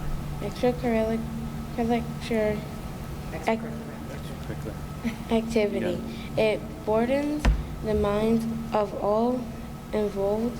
It's a learning experiment for both the adults and children. It's an opportunity to grow that all the little ones should be able to enjoy. Thank you for allowing me to share my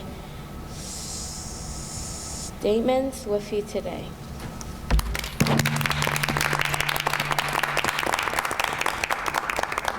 Thank you so much, and I'm sure your mom will get to watch that. And thank you for your comments and for reading so bravely and so awesomely. So thank you, and thank you to Ms. Morris as well. So I know that we just bring this up. Sorry, right? Just in Can I terms just get a of clarifying question Yep. from our staff member / community member?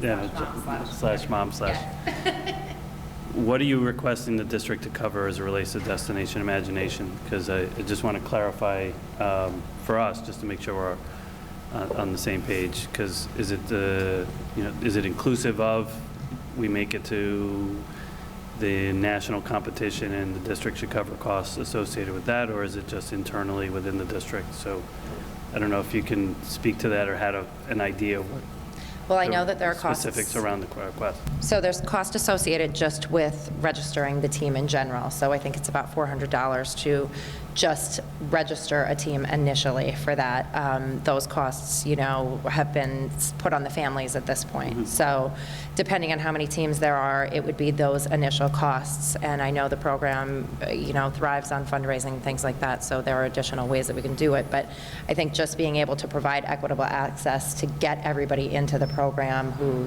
wants to do it.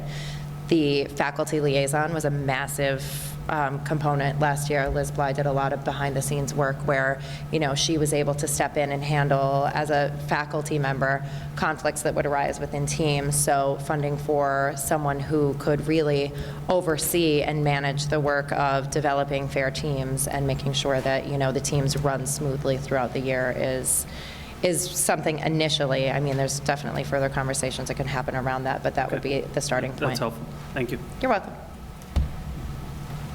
Great, and I know there was some thoughts about teaming up with the Boys and Girls Club to help with this possibly? We'll look into it. We'll Right, get more okay, thank you. final details now. Yeah, I mean, what I would just like to be clear with is just what's being asked of the district and what are the responsibilities. I mean, As a 501c3, we have a lot of 501c3s affiliated with the district. And so I just want to be clear, understanding who's doing what and what components and what funds tied to That was the essence of my question, is just to, Yeah. what. So if we can get clarity around that as we get more information, that'd be helpful. I would agree with, as we get information and whatnot, then we can make decisions. But just from my own personal experience, I'm all for bringing people together. That's why I coach basketball. That's why I do chess. It's a great way to bring people together. This is a great way to bring people together. From what I've seen in 2 years watching it, brings people from all different walks of life, income level, race, gender, and they're working together. And they're showing their creativeness, and it's an energy I've never seen before. So this is something I would want to fund, but I want to see the full details and everything first. But it's definitely something I would support after we see all the details and make those decisions. So we'll come back to the board. I put it on the list of questions. Right, I guess my only question, I'm agreeing with Aaron, I think the struggle for me will be the tournament kind of expense. I don't know, I think like engineering, some of like again, we're different levels, but I think some of the high school, some we fund, but they also get corporate sponsors. They work really hard, particularly for those competitions. It's not a blanket statement associated with that. I mean, there's nuances where district covers a little bit of, but I think we've seen when like the science robotics team goes to St. Louis normally the past few years, that they've worked hard to secure funding to make those trips happen. Science research is different because those competitions kind of fund themselves. So I think that's where I just want to make sure we're clear, and we set, if contingent on where all this goes, just clear on where the line is drawn for district's responsibilities, and then anything beyond that in terms of competitions, that's separate, and there needs to be separate types of fundraising if in fact it's in there. So I just want to, which is not so different than other, want to remain consistent, although equity is about treating things differently. There might be nuances to this as well, so we'll look at it. Diana? Yeah, I just wanted to hop in there. So this is actually separate from the DI conversation. I just want to speak about like our most vulnerable group in the district, and as African American boys. So when we talk about things that we want to add on, one of the things, I think you guys mentioned a field trip list you're going to put together. I think it's important, it's interesting. I just ran into my former 8th grade teacher and had a conversation about who I was then and who I am today. And one of the things that was important in my changing of trajectory was going on a historically Black college tour. That was the first time I really made the decision that I wanted to go to college. And I think when we talk about field trips and we talk about our most vulnerable group of people in our district, we should think about supporting an historically Black college tour. We should think about making an annual visit to the African American Museum in DC that we support. And I believe there was a meeting we had, and I believe Myrna had mentioned we need to look at our textbooks and talk about or look into getting books that target specifically the history of African Americans through our district. And when we're looking for spaces where we can support that in our budget, I think that's important because our kids need to know the greatness that they come from daily, and that is when they're learning. So if we can think about those things as we're thinking about supporting after-school programs, I think it's important. That's fair. Thank you.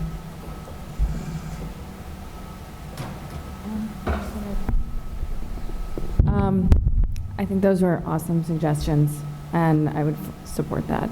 I think especially the touring a historically Black college would potentially be changing the outlook on some students and how they see education outside of high school. So I think that would be phenomenal.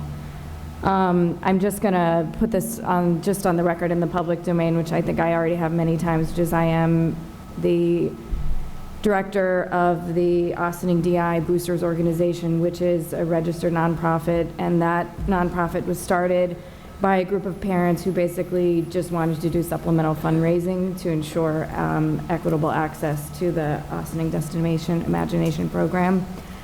In the event that the school district did allocate any funding to the program, none of those proposals would have that funding going through the Ossining DI Boosters Club. The DI program is run in New York by New York Destination Imagination, and they are the ones who collect all of the fees related to registration and participation. I can just add in terms of dollars and cents, I know specifically this year to register a team, which can be up to 7 students, it costs $465 for registration. That takes Eastern Regional registration, and that takes them through to the states if they advance to that level. If teams go to the international competition, the registration fee alone is $5,500 for one team. So for example, last year there were 2 teams, that was $11,000. I don't think there's necessarily an expectation that the district would be, fully funding all of these trips if teams advanced, but, if the district was to say propose something like is done with robotics, where they pay a registration fee at the international level, I'm certainly thinking that the Boosters organization would be willing to continue year-round fundraising to offset some of the costs associated with the travel at the higher levels of it. Also, just so you know, the other component to the fee, absent any kind of decision regarding a faculty liaison, but each team needs a materials fee. So in addition to the $465 registration fee, typically each team gets about $400 of, glue or cardboard or whatever they wanted to work on. So some years in the past, there have been as many as 10 teams. This year, the program is significantly scaled down to 5 teams. But the interest level far exceeded what was able to be accommodated this year. So just providing that background on wearing my hat as a person very much involved in that program. So there you go. There's the background info. And I wanted to say, I should have said this in the beginning, Alyssa has left. She really is to be commended for making that statement. She did a great job. I'm super proud of her and how much progress she's made over the years. And I also just wanted to thank her older sister, Jaden, who has never asked me to sign a community volunteer form to get credit for the hours, but she comes and works with the students because it's something she's interested in for approximately 5 hours every week since September. And for a high school student working with a bunch of 4th and 5th graders, I mean, she's just really, really gone above and beyond anyone's expectations and has grown personally. And I am forever in a huge debt of gratitude for her just approaching us and asking to do that. So thank you. Thank you. I mean, as we heard this morning, we're talking about co-curricular and all the things that go into our students beyond the academics. This is just another example of the need to continue to look at that area. I know that special education parents have also brought some ideas to the table. So, Dr. Sanchez, will you be talking about that now or at a further meeting? Okay, because there historically hasn't been dedicated after-school programs. The programs have included students with needs, but I know that there's more look at that. So thank you for looking further at that. Anything else? I think just generally as we're looking at after-school programs, and whether it's Destination Imagination or any program, what would be helpful to understand is just who's running the program, who's doing the program, what groups are affiliated.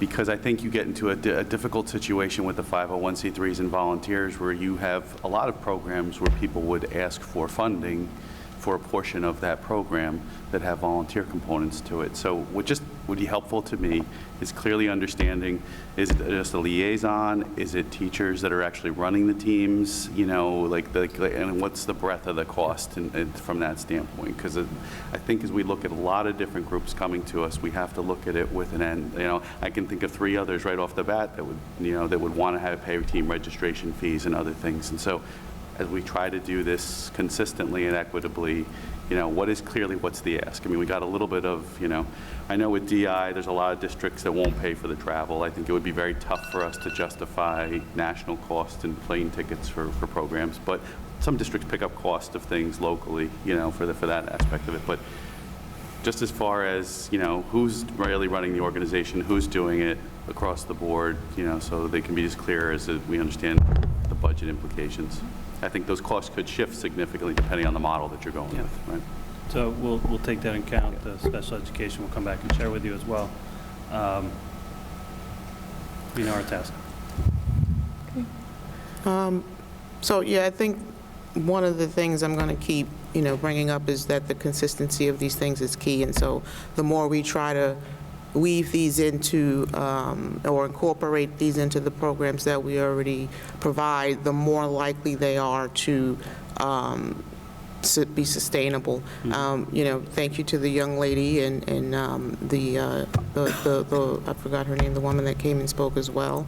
I can, you know, certainly empathize with, you know, how a program can really transition a child's outlook and their engagement in school, and, you know, dealing with things that are termed as invisible disabilities, which I don't really like that term, but that's how it's categorized, such as anxiety and things like that, and how those programs can really, you know, help students. But one thing I would be concerned about is supporting a program that we can't continuously support. So that's why I'm always emphasizing ways that we can try to take this feedback and try to incorporate it into the things we do, because I'm not sure what the ask is as far as long term. It's one thing to ask for us to fund something one year, but what if we can't do it the next? And then it's really tragic to kind of get the hopes up of the students. There's many ways that we can incorporate a lot of the suggestions that we have here today, and I think we should always be looking for sustainability in everything we do, as opposed to compartmentalizing everything. Even things like the school trips and you know, assisting our most vulnerable populations, the young Black and Latino boys here in the school. Those efforts can be supported through our MBK initiative. So how can we continue to you know, actually actively support those programs and things that already exist within the model of the school and incorporate some of these ideas into it? I think our overarching goal as a board should be to how can the things that we put forth today survive once we've shifted out of these positions and once these students shift and come through the school system. You know, it'd be tragic just to give these one-offs to certain cohorts of students and then we're not actually, you know, ingraining them into the culture of the school. I feel that that should be one of our initiatives when we budget things and we, you know, take this feedback from the community. So longevity is, you know, how I see things. So I just want to respond and say I understand, and I think I can speak for everyone, we agree that no matter what we integrate into and what we're recommending, there are some items in here we would say is just for the 2021. We don't want to set expectations that something is going to enter a system and then drop the following year. Right. Where there's always that mindset in terms of sustainability. It's, you know, we want to be fiscally responsible, but we also want to make sure that the, you know, the educational programs are that we're sustainable through that lens as well. I don't think it's fair to the students, our community, and others to have something one year and then gone the next. Albeit there are things outside our control that sometimes lead us to make those decisions, but we want to build sustainability, and that's why we're always, you know, a lot of the credit to everyone here and others, and trying to be really fiscally responsible with what we have so that we can make sure that we can set the appropriate expectations for our students and for our community who enter or have children in our schools or will be entering our schools.